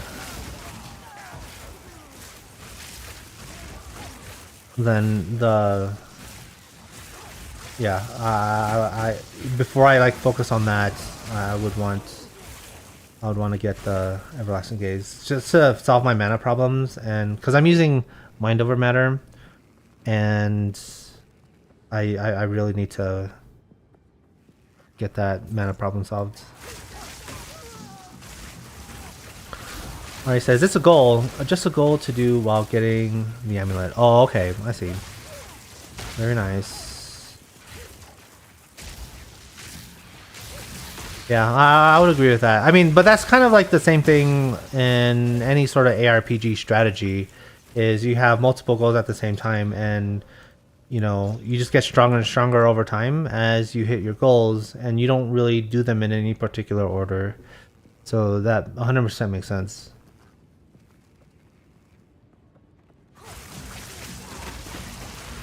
Yeah. So, yep, I'm just looking for Azure amulets here. They don't really seem to drop that often, which is unfortunate. But I'm keeping my eyes peeled. I have found low-level legendaries here before, and I think Everlasting Gaze is one of them.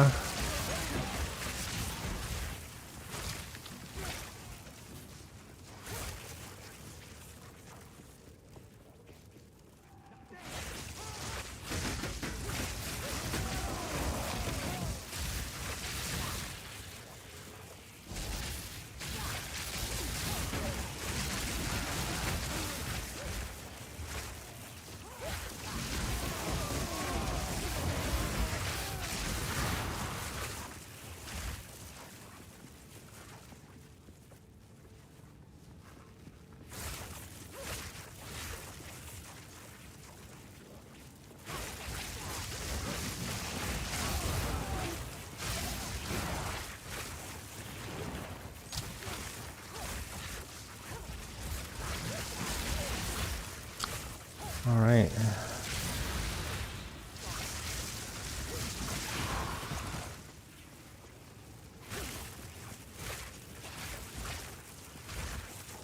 Nope. The stairs, baby.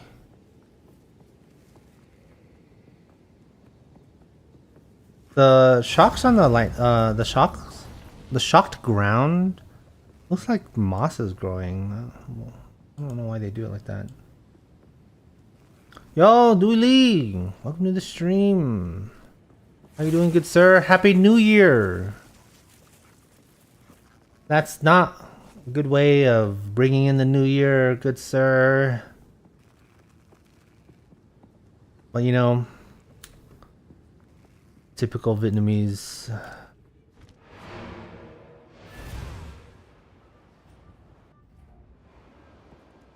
Speak. Yes.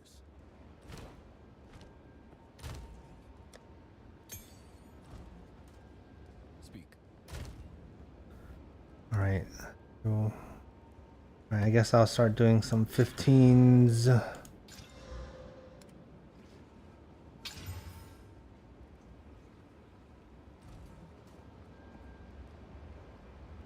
He says that's how you start a conversation in Vietnamese.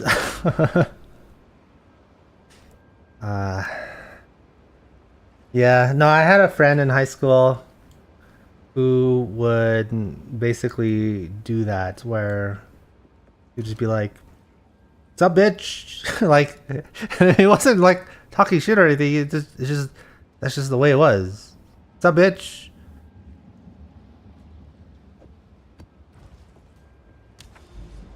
So yeah, I completely understand what you're saying.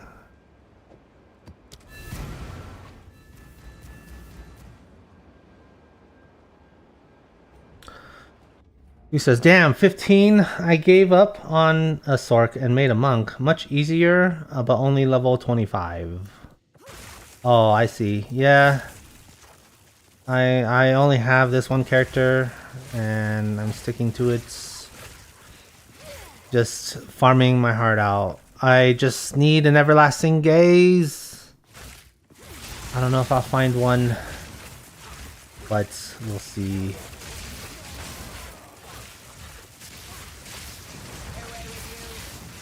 Boom, baby.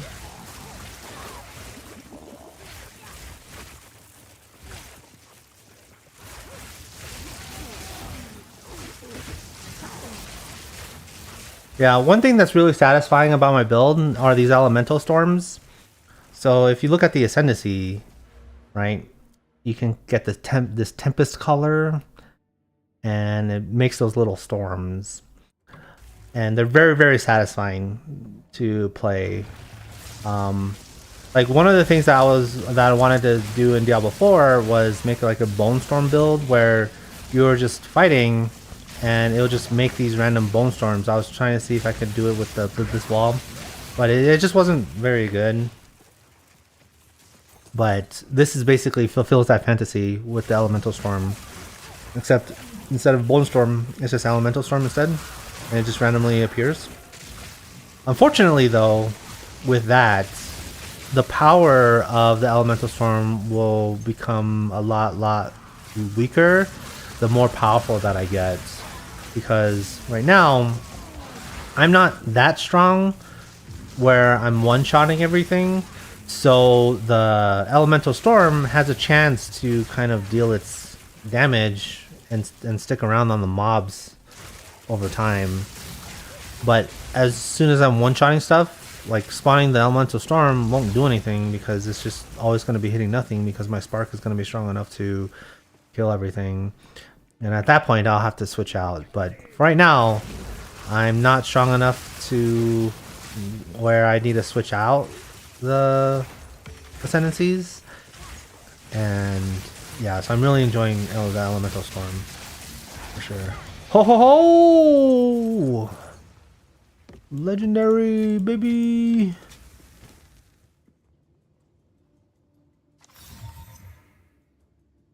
Dust Vigil. I already have this, but it's okay.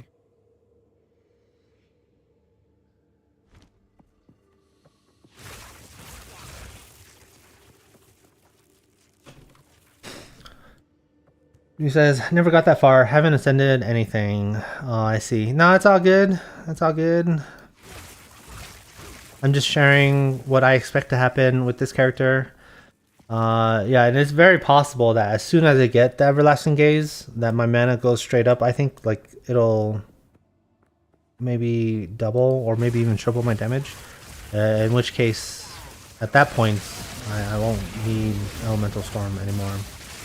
Or rather, Elemental Storm will be useless for me. But we'll see how it goes against bosses. I might still want it for bosses.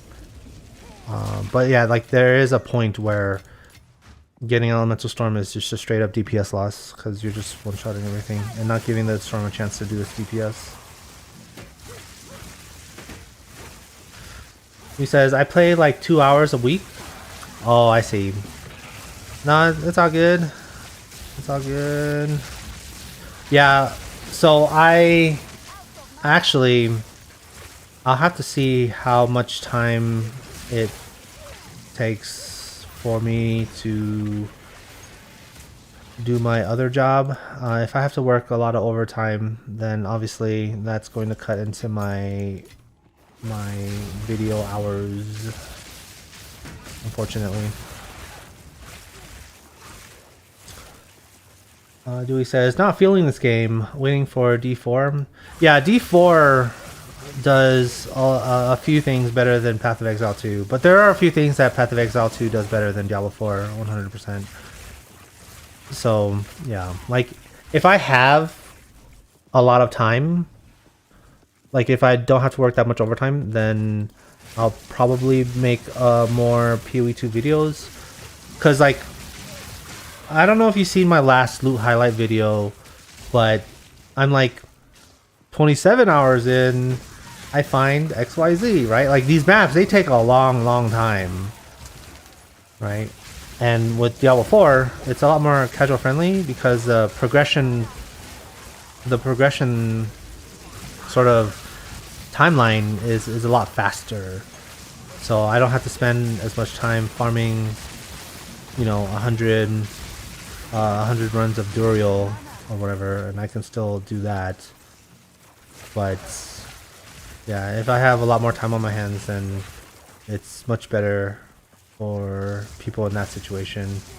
So I totally get where you're coming from, 100%.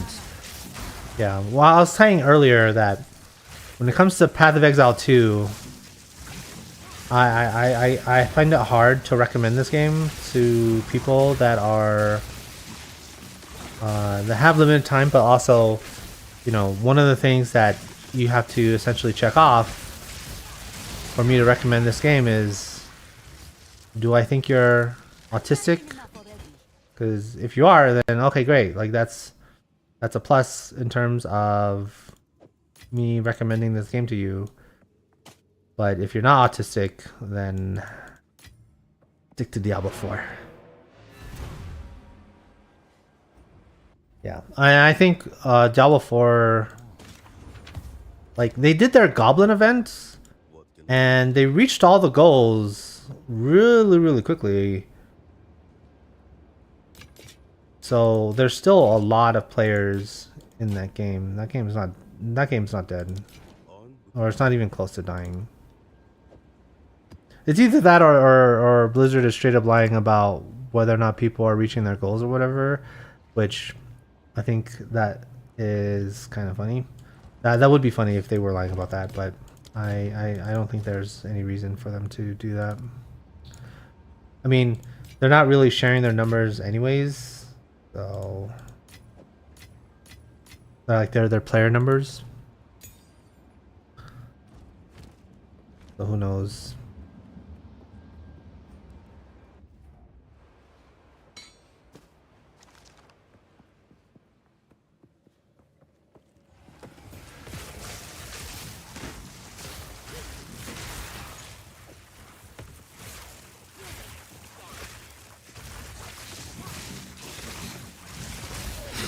Ari says, because they don't have any numbers? No, I think...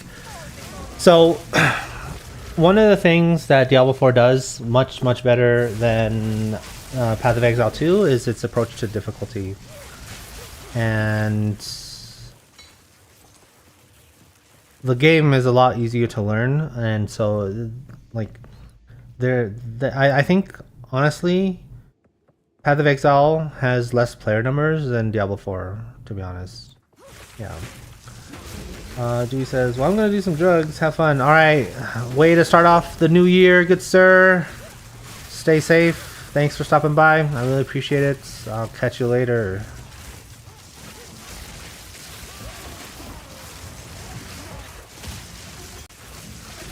Yeah, I mean, yeah, so when it comes to Diablo 4, I don't think, like, I mean, obviously, the mega endgame blasters, they're not sticking around for Diablo 4, but, you know, for the casuals, right, where, you know, like, they come in, they come out, and, you know, maybe these players don't think of themselves as gamers, like, yeah, they're all playing Diablo 4, 100%. He says, just weed, lol, it's legal here. What? Oh, no, no, I mean... Honestly, like...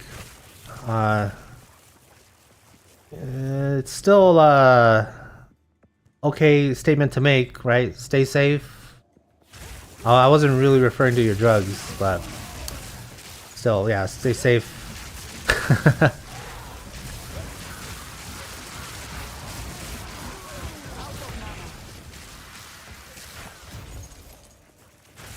All right.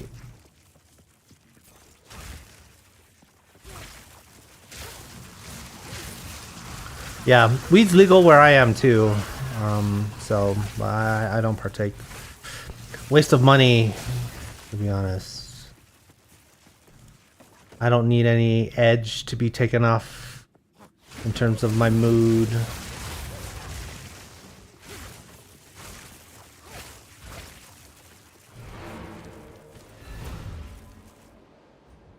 All right. Well. Speak. Good eating. Mm-hmm. Until next time.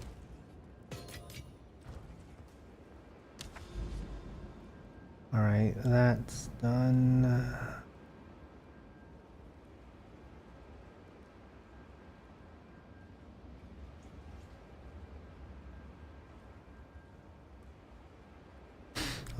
Let's do a boss. I have... Oh, elemental resistances.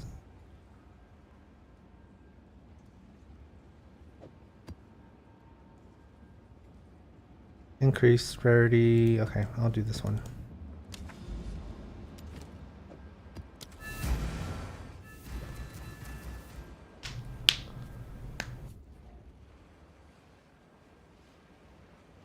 Alright, says the map is like Super Mario World map on cocaine every time I look at it. Yeah, I mean,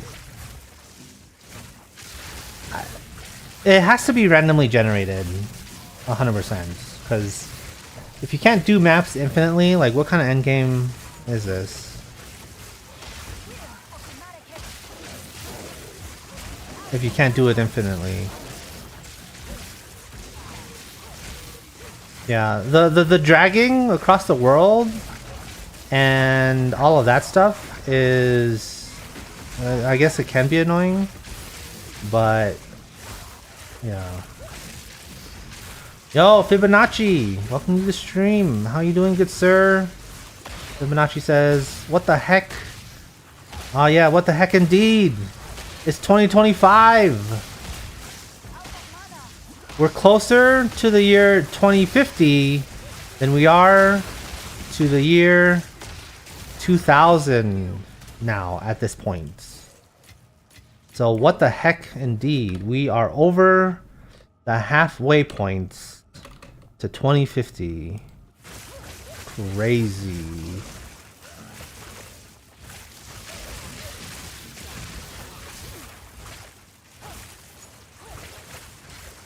Oh.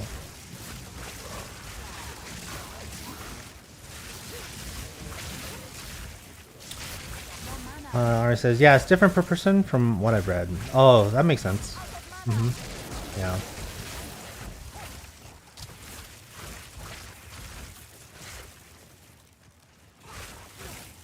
One thing that I am looking forward to in 2025, or maybe not looking forward to, is getting a 50 series RTX NVIDIA card, because I am upgrading my computer, and the only component that I have left to get is the video card. I'm using a 3080 right now, but I have I'm using a X3D chip. It's pretty nice. I was worried about stability when I was first installing Windows on it, but it's all good now. I just had to do everything cleanly.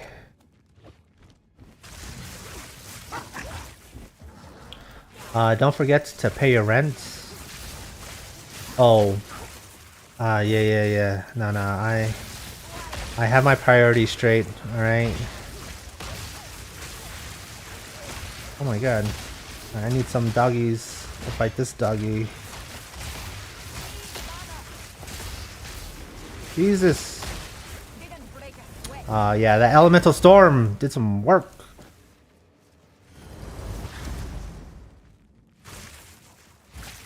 Yeah, I hear that there's like a $300 price hike for the 5080.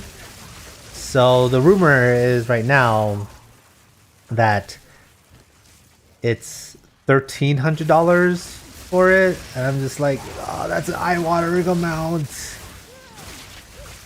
And then it's something like $2,500 for the 40 or for the 5090. And I'm just like, oh my god. That's crazy. So, I don't know. I mean, obviously the price hikes are gonna be a dampening force on demand. So maybe there won't be that much availability issues, but we'll just have to see. That's kind of the main thing that I'm worried about. It's also rumored that they're going to be releasing the video card 2 weeks after the announcement at CES. So, yeah. Soon you'll be like, is there a 5080 in stock? No. Yeah, I mean, that's how it was for the 9800 X3D, the chip that I got. And yeah, that was out of stock for a little bit. But I managed to snag one. So, yeah. Yeah, I'm lucky that they had it in stock when I ordered it.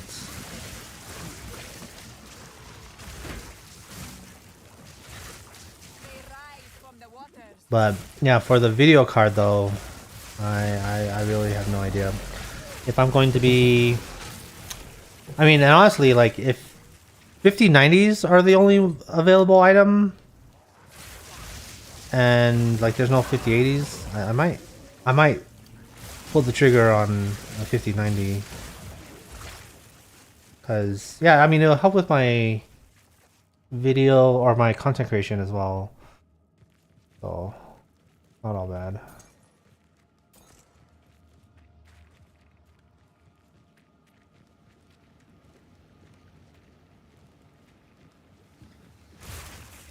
Okay, here we go, baby.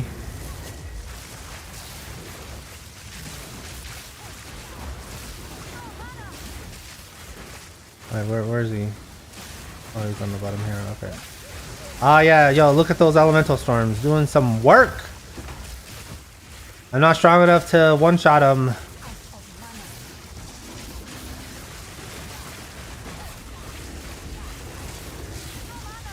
Yeah, I don't think I can use Orb of Storms effectively here. Oh, I'm out of mana in my flask. Okay, well, there we go.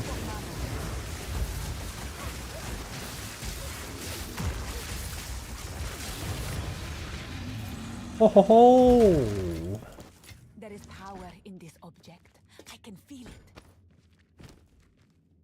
Oh, that's a defensive upgrade, 100%.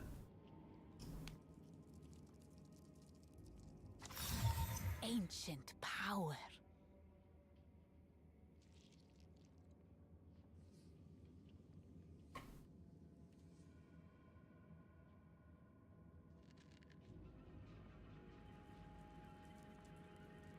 I actually don't know if that's actually an upgrade though. I'll have to check.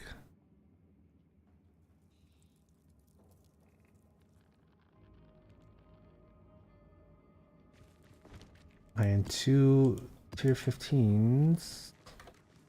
And oh, there's a chunk of area that I still need to explore.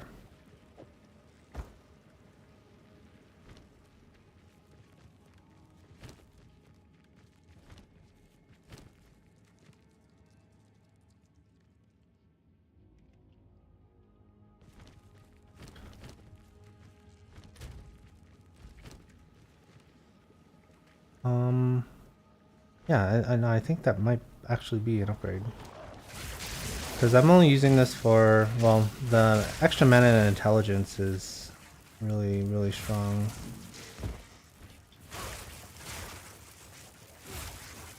Like,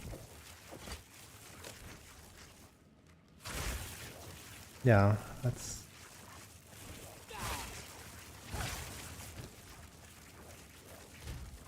I just need some resist.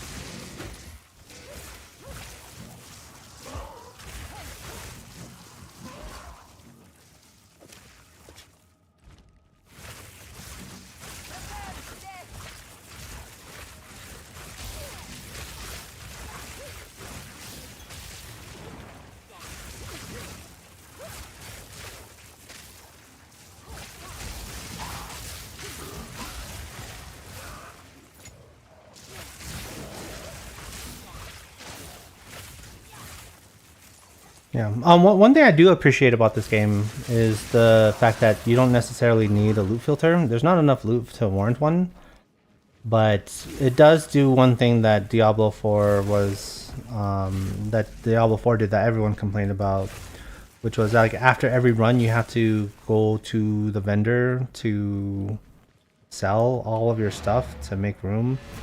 That is not great. Not great. Okay.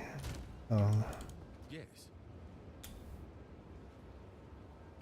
Alright, here we go. Yes. Oh.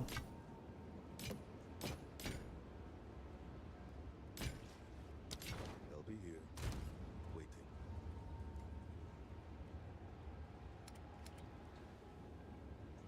Alright.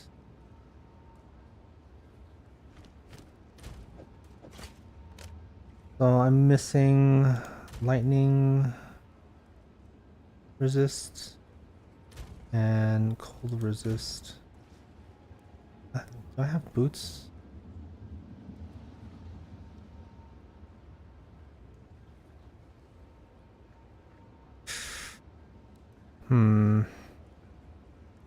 No, that's 10%.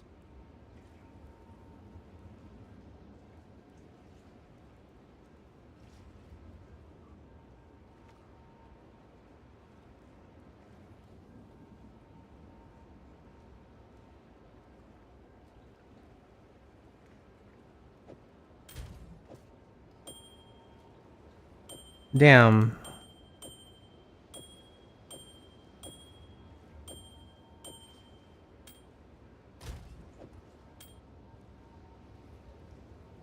Damn, that cold resist really hurts and not enough lightning resist. I guess I can use sockets to take care of this. Though I don't know if I'm comfortable putting cold resist sockets in here and lightning resist thingies. Okay, I'll just hold on to this for now.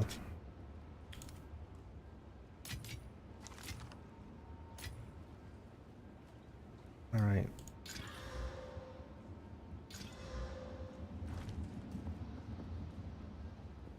Good eating.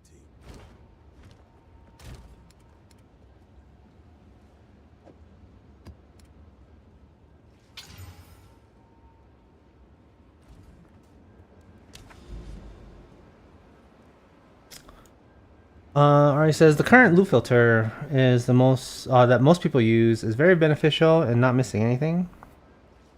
Oh yeah, I mean, but I just don't think that there is enough loot to warrant one. Like you literally just don't need it.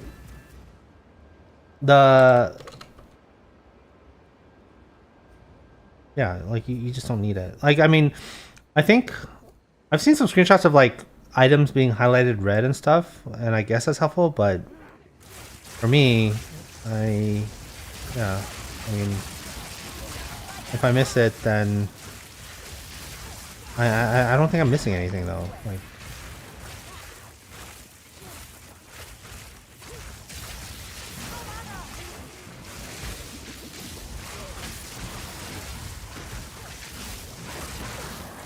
damn, like this is a tight fit. Jesus.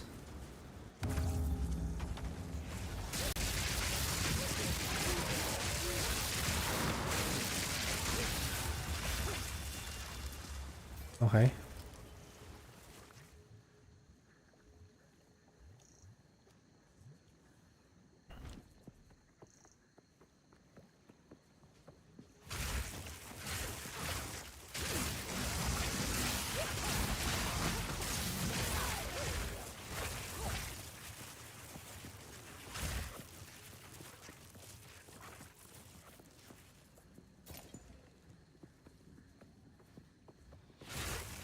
Oh wait, why did I? No, it's right here.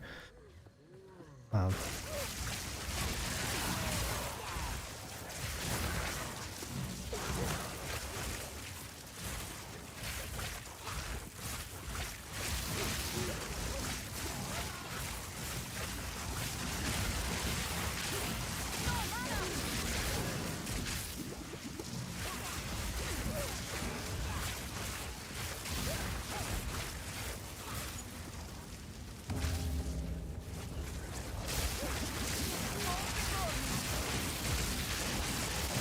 all right, come on.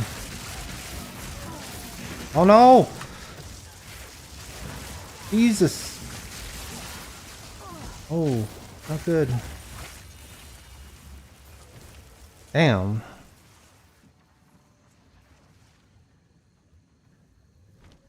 Okay. Well, yeah, so since I was able to get a legendary item from the rituals, theoretically speaking, I should be able to get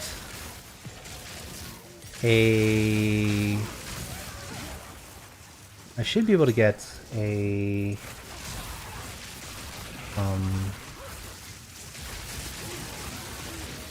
an everlasting gaze from the ritual as well.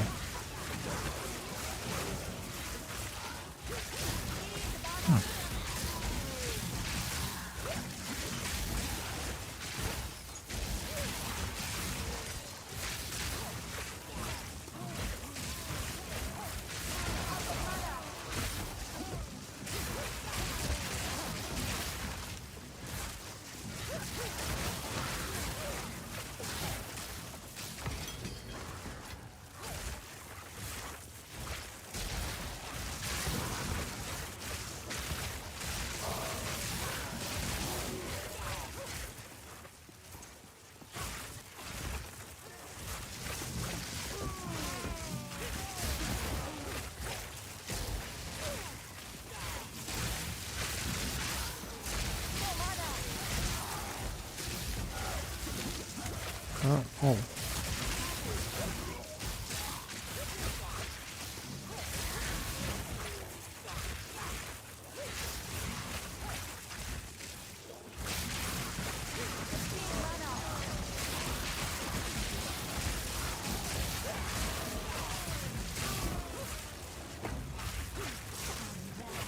Oh, that is a rare mob.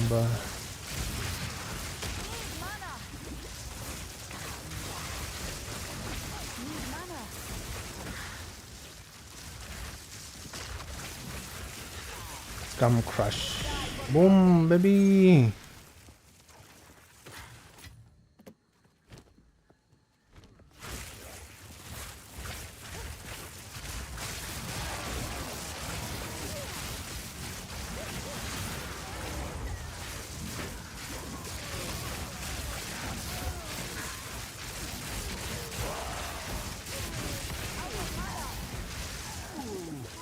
Oh, an exalted orb. There is Very power in nice. this object. I can feel it.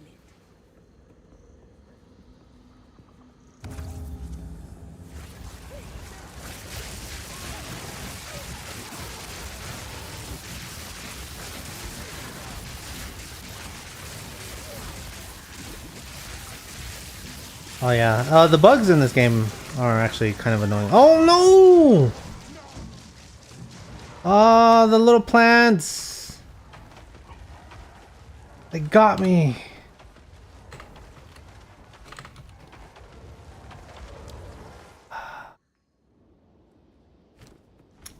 What is it? What can I do for you? Damn it. Oh well.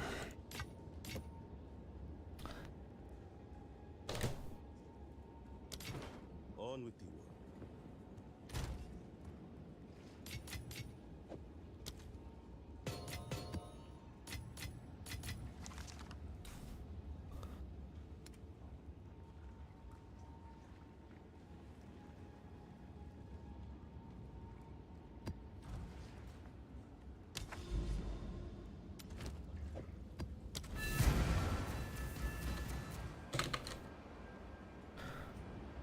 Ah, trash.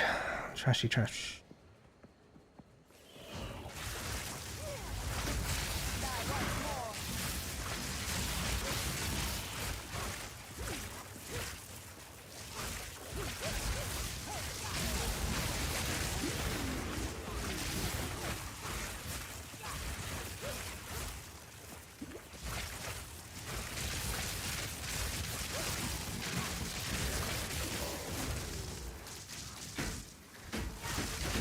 Oh no!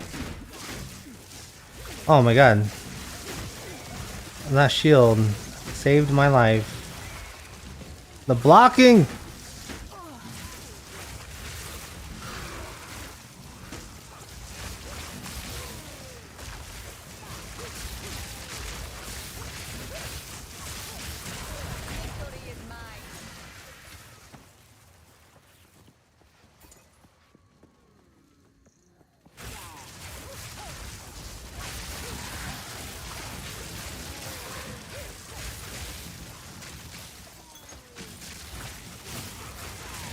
Proximal tangibility. That monster affix took me like 10 deaths to figure out. Like I would just fight, nothing would happen. I don't know what it is, and then I would die. I'm just like, god damn it.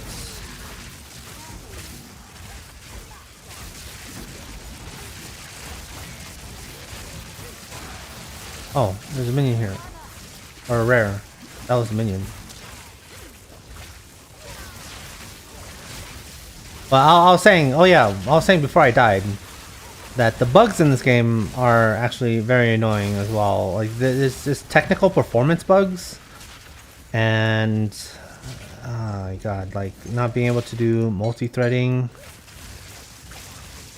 causes the game to lag when there's just a whole bunch of stuff happening on the screen. Too many calculations.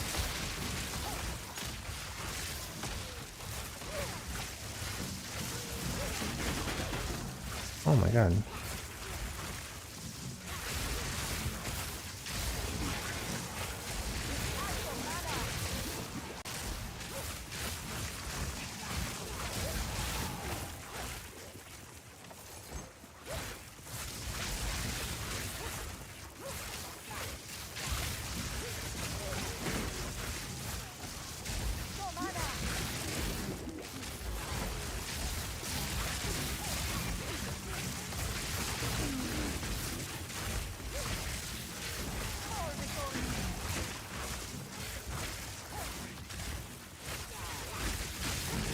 Come on.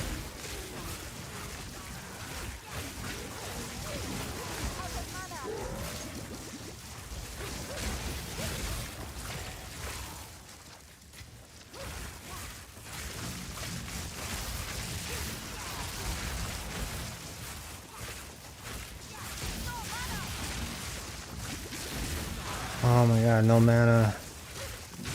Why?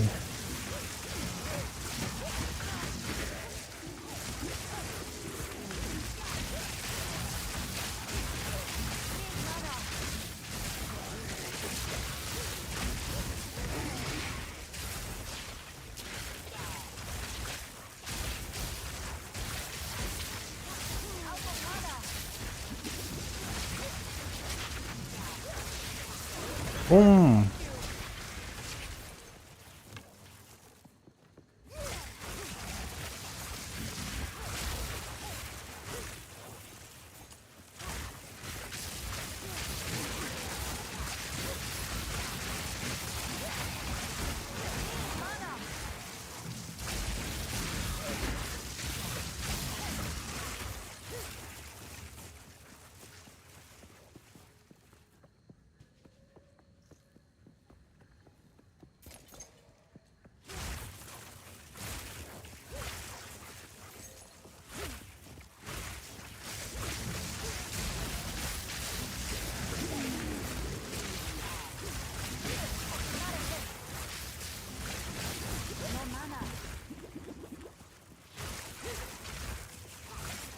Oh, there's like a whole big section that I haven't explored.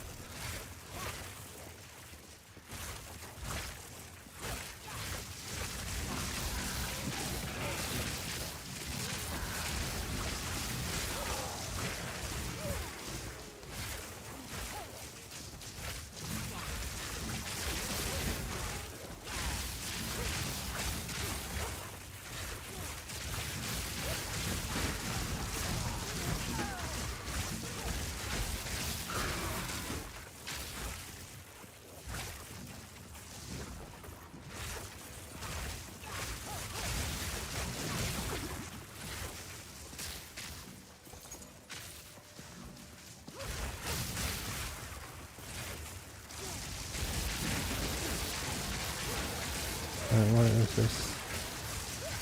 Periodically enrages. Damn.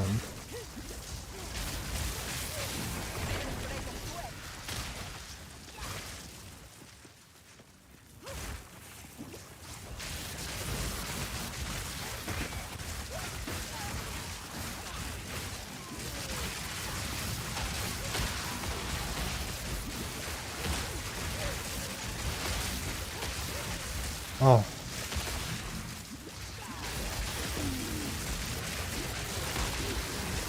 Boom. Ah, yes, completes. Alright, let's just finish this little area. And we're done with this map.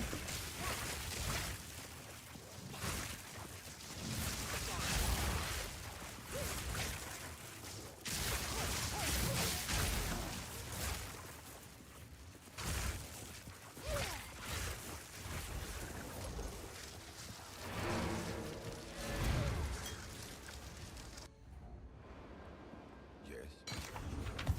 Yes. Oh, that's Until next a time. little bit of movement speed, but not enough. Unfortunate.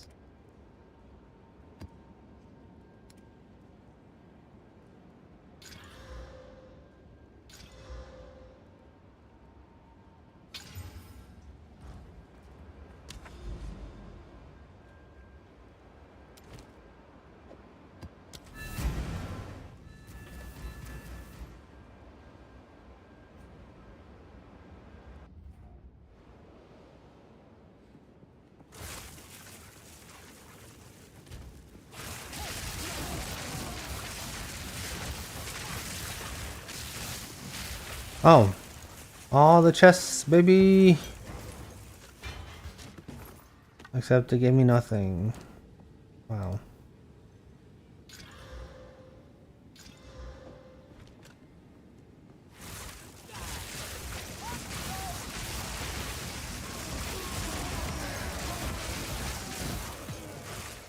Oh, an exalted orb.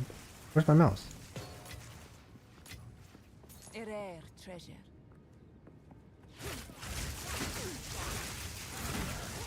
Oh, Dewey, welcome back. Have you found any divine orbs? I have not found any divine orbs today, but I have found divine orbs prior to today. I think I have a total of 5 of them, except I don't know how to use them. Like, it says re-roll the stats on your current item, and I don't actually know what that means. Like, does it re-roll the tiers, or like the existing ones? I know that they're currency, that's for sure. But I'm playing solo self-found, so like I should probably just use them.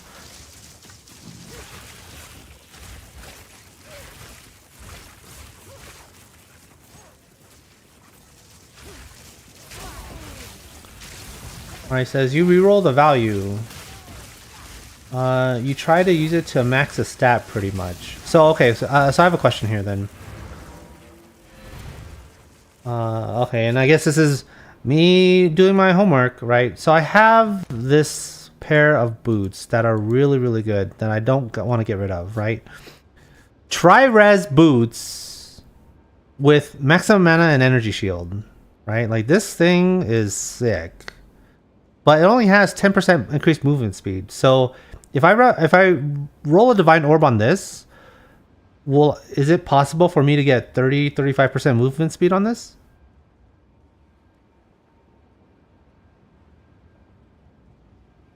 Like, because that seems to be the purpose of the divine orb, right?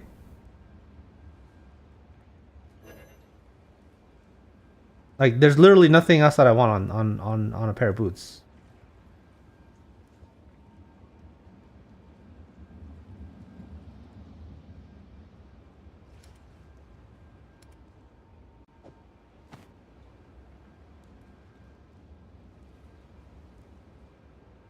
Right, like, and I guess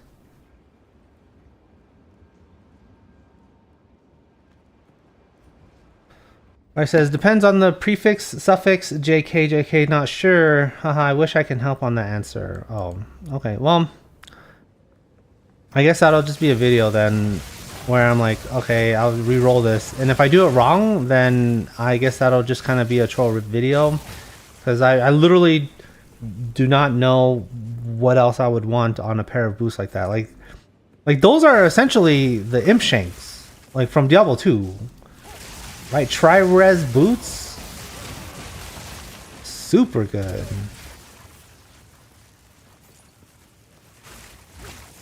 Right, and like I know that divine orbs are pretty rare. Like, and it's a solo self-found account as well. So, yeah.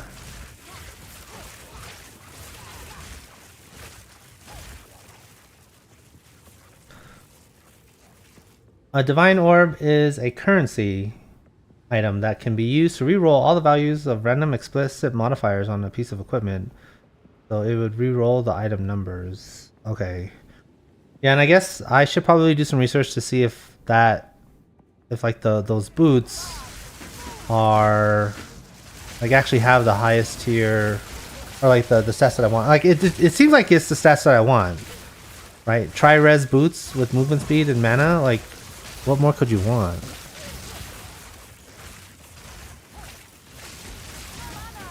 Because yeah, if it could get 30%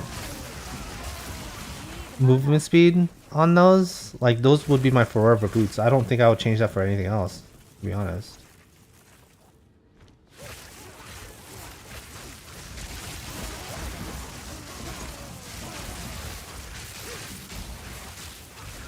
Yeah, I guess I'll wait until I have 10 divine orbs, and then I'll make a video out of it.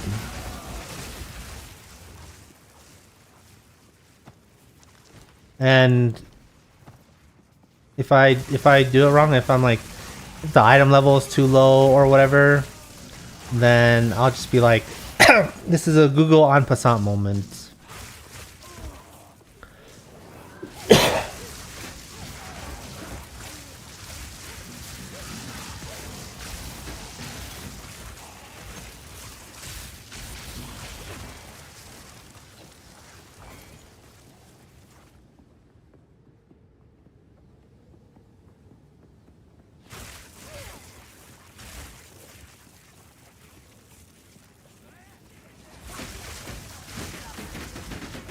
Oh my god. Like, I'm just running straight into the orb and just letting the orb hit me the whole time. Bro, if I didn't block any of those, I would have been dead. It's like if I didn't have a shield. Bro. Like, the shield is so strong. Like, block. It does kind of suck that it puts you in recovery frames. So, like, you're stuck and you can't move your character while you're blocking, but you basically prevent all the damage though, so it's really, really good.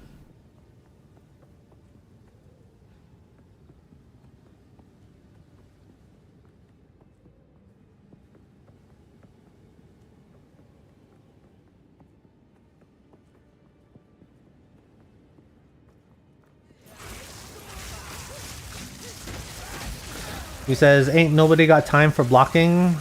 Well, it's a matter of life and death, so I could spend 200 hours dying and not doing anything versus block and survive.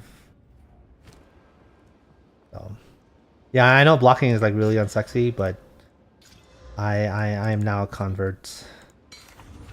What can It's so good. time is not on our side.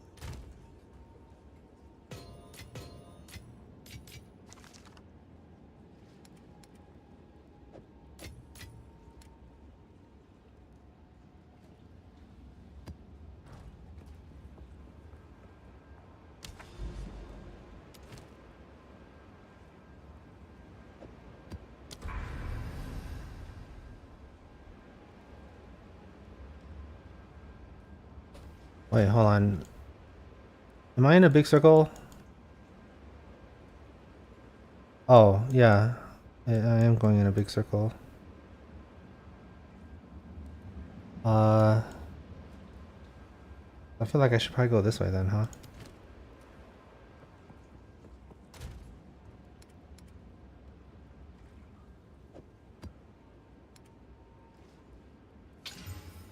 Monsters are evasive and armored.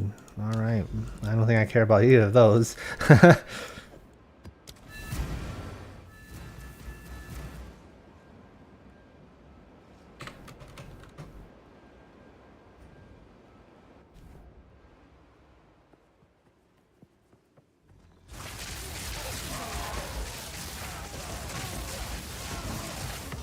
Alright.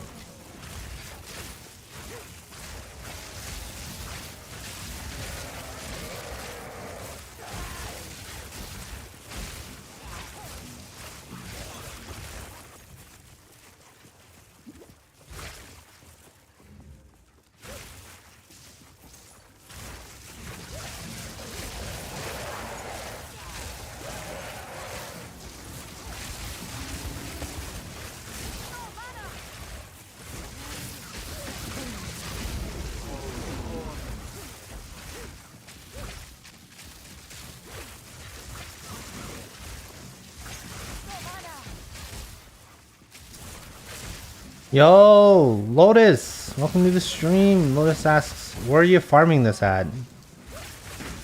I am doing... So I'm assuming that you're referring to my stream title, where I'm looking for an everlasting gaze. And so I'm farming them in the maps. So, yeah, I'm doing right now... Wait, whoops. That's not the thing I wanted to do. Whoa. Actually, I think that's better than what I have right now. I just don't have any mana. Huh. Well, I'll hold on to that.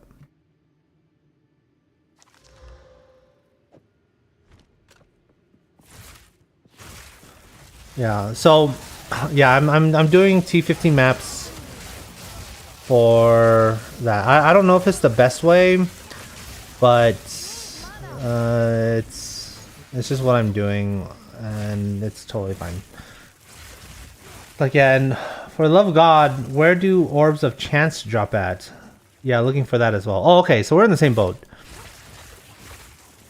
The orb of chance seems like it's the most reliable way of doing that. but the Orb of Chance you get from disenchanting, or I think it's called disenchanting or dismantling the legendary items. So it'll give you chance shards, and you combine 10 chance shards for an Orb of Chance. Now, doing T15 maps, the mobs can drop chance shards as well, and I've gotten maybe a couple of Orbs of Chance from that. So that's how you do it. The RA says salvage your crap uniques. Yep, that's exactly how you do it. Is you salvage your crap uniques. So the maps will actually increase the drop chance of unique items in general. I found like a lot of unique items from just doing the maps and running all of this for that. So it's pretty reliable. The hard part for me, or the most frustrating part that I'm always looking for, is the Azure Amulet, the white Azure Amulet. They don't. I don't really know how to get them to drop consistently. Yeah.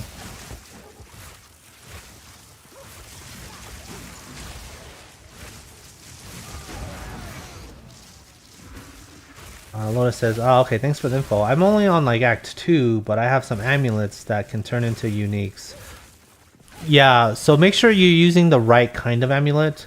So if you're using something like a lunar amulet right here, it's not going to turn into an everlasting gaze. You want to make sure that you're getting the Azure amulet.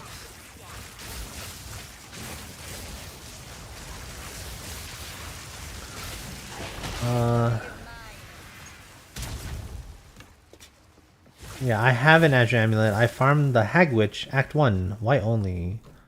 Oh, that's interesting. I have done like a few runs of the Hag Act 1 on the normal, but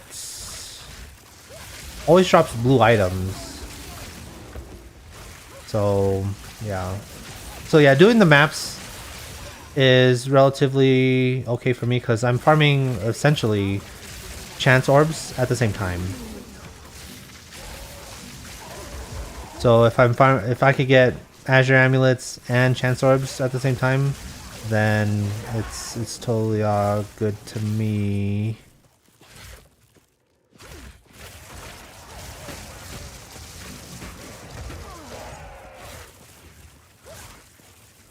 Yeah, because someone was saying to earlier, or put a comment on one of my videos, where they're like, here's how you get an everlasting gaze on SSF. Create a new character. Go to town in Act 1. Look at the vendor. Repeat. And I'm like, no, that sounds absolutely horrible.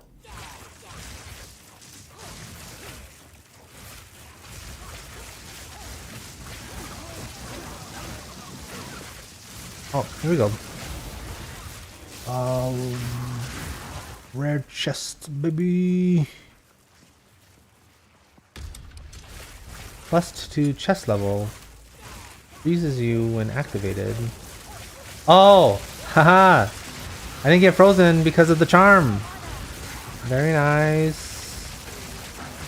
Summons volatile Craigs. Guarded by 8 packs of monsters.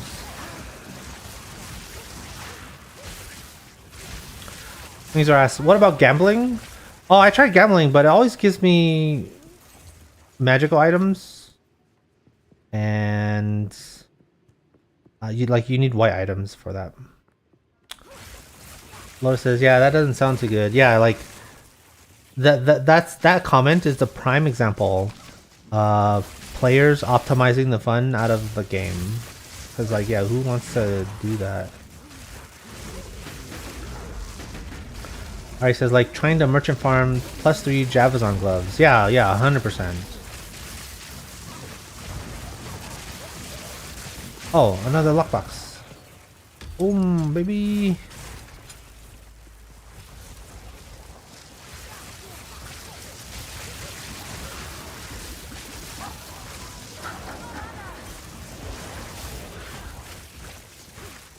Okay, nothing.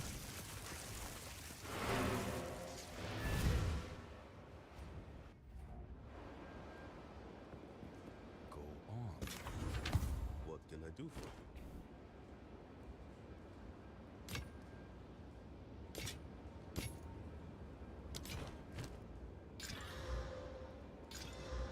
Nope.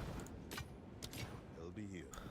Alright, let's use one of our exalted orbs on this. Oh, snap! Damn! Damn, damn, damn, damn, damn!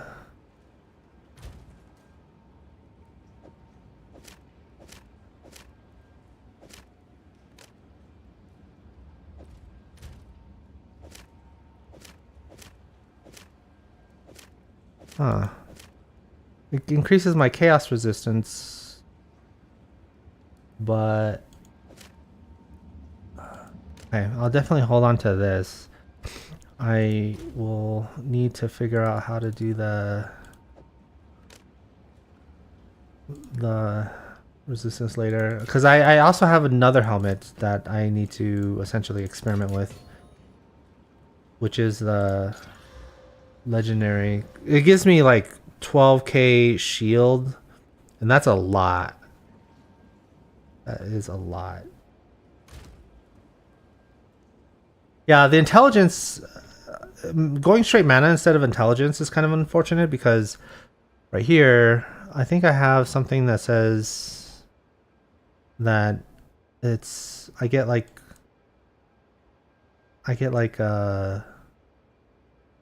scaling per intelligence or something.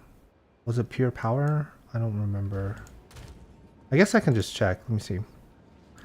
Right here.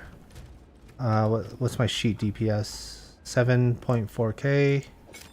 Yeah, like I lose 400 damage by switching, because I lose out on the intelligence. Like 30 intelligence is a lot. So yeah, and I need to do some more to the helmet as well. But I'll definitely hold on to it once I figure out the resistances on all of my other pieces. Then that'll be sick.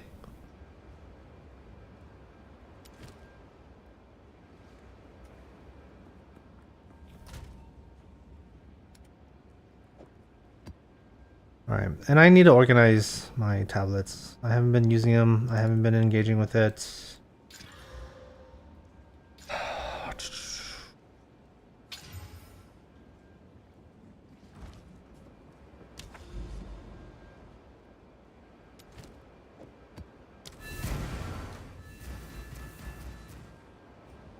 Yeah, like I have 0 tier 13 maps. Or sorry, tier 14 maps. It's kind of weird. I've only done, I think, 1 tier 14 map this whole stream.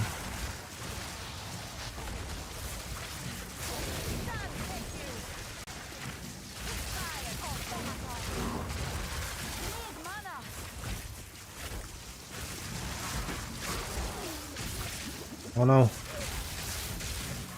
I'm out of mana. Why am I out of mana? What's happening?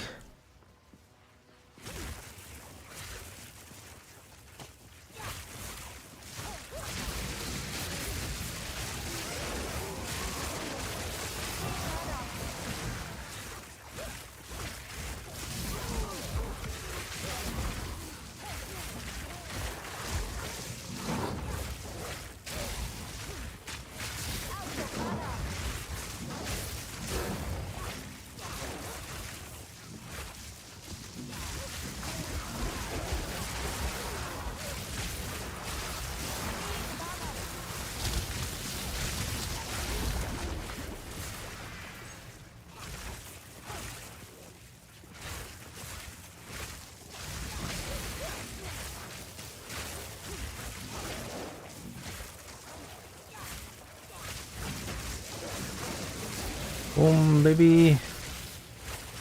Oh yeah, let's do this freezing shrine.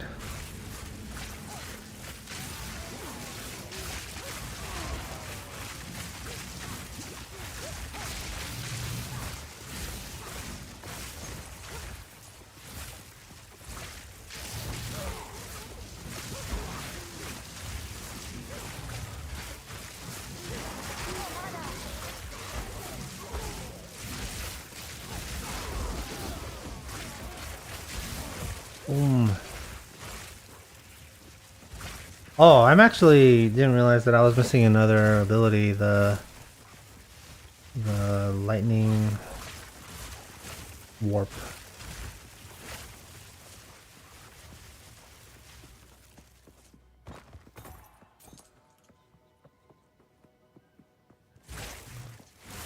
That's because I'm missing out on decks. I changed my amulets, and my other amulet had all attributes, but this one only has strength. Oh my god.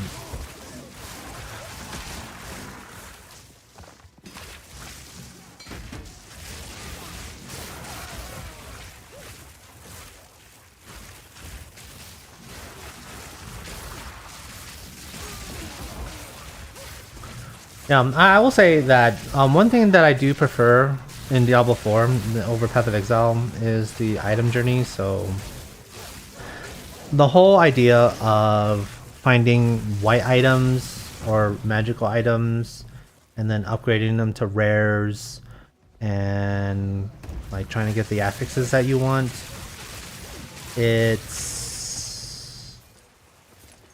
I think I prefer Diablo 4's way, where like you find your legendary and then you temper like a couple extra affixes on them with the tempering manuals, and then masterwork to super juice a particular stat. I think I like that. That feels better because there's more control, but there is still more. There's still an element of randomness to it, and you can farm enough to essentially. Yeah, you can farm enough essentially to get the masterwork that you want. That item journey feels a lot better to me than like picking up every single wand, adding these orbs to it just so I can try and find like a +4 all skills to lightning on it. Like it gets tedious. Yeah. Plus, it's a lot harder to understand as well, right? Because like, you know, the kind of thing that I put in my video about, oh yeah, suffixes. I don't know what a suffix is, or whatever else. So, yeah, it's pretty annoying.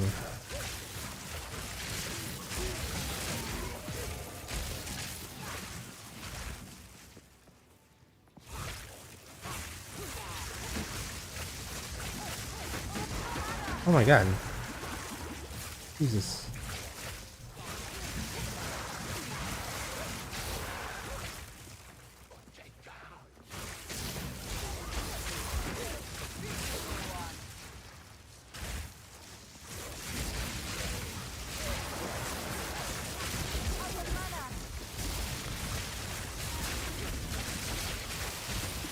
Oh no. Boom.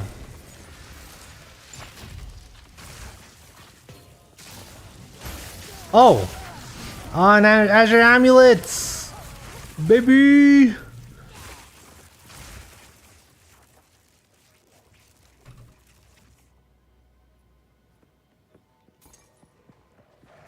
Alright. I got an Orb of Chance at the end of this. So that'll be the last thing I do on this stream. I'm gonna finish this map, which should take like what, a few more minutes, and then Orb of Chance it. Alright, he says good luck, man. Oh yeah, dude. It is pretty exciting. It is pretty exciting.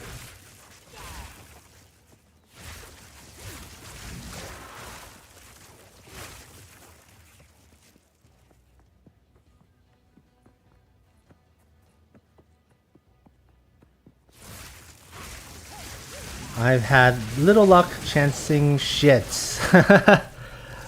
Oh yeah. It is what it is though. That's the nature of the RNG. Okay. I have one Orb of Chance.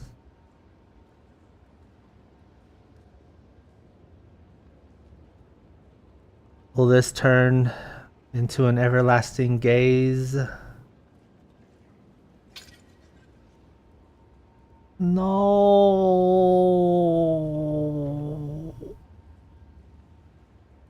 Damn it!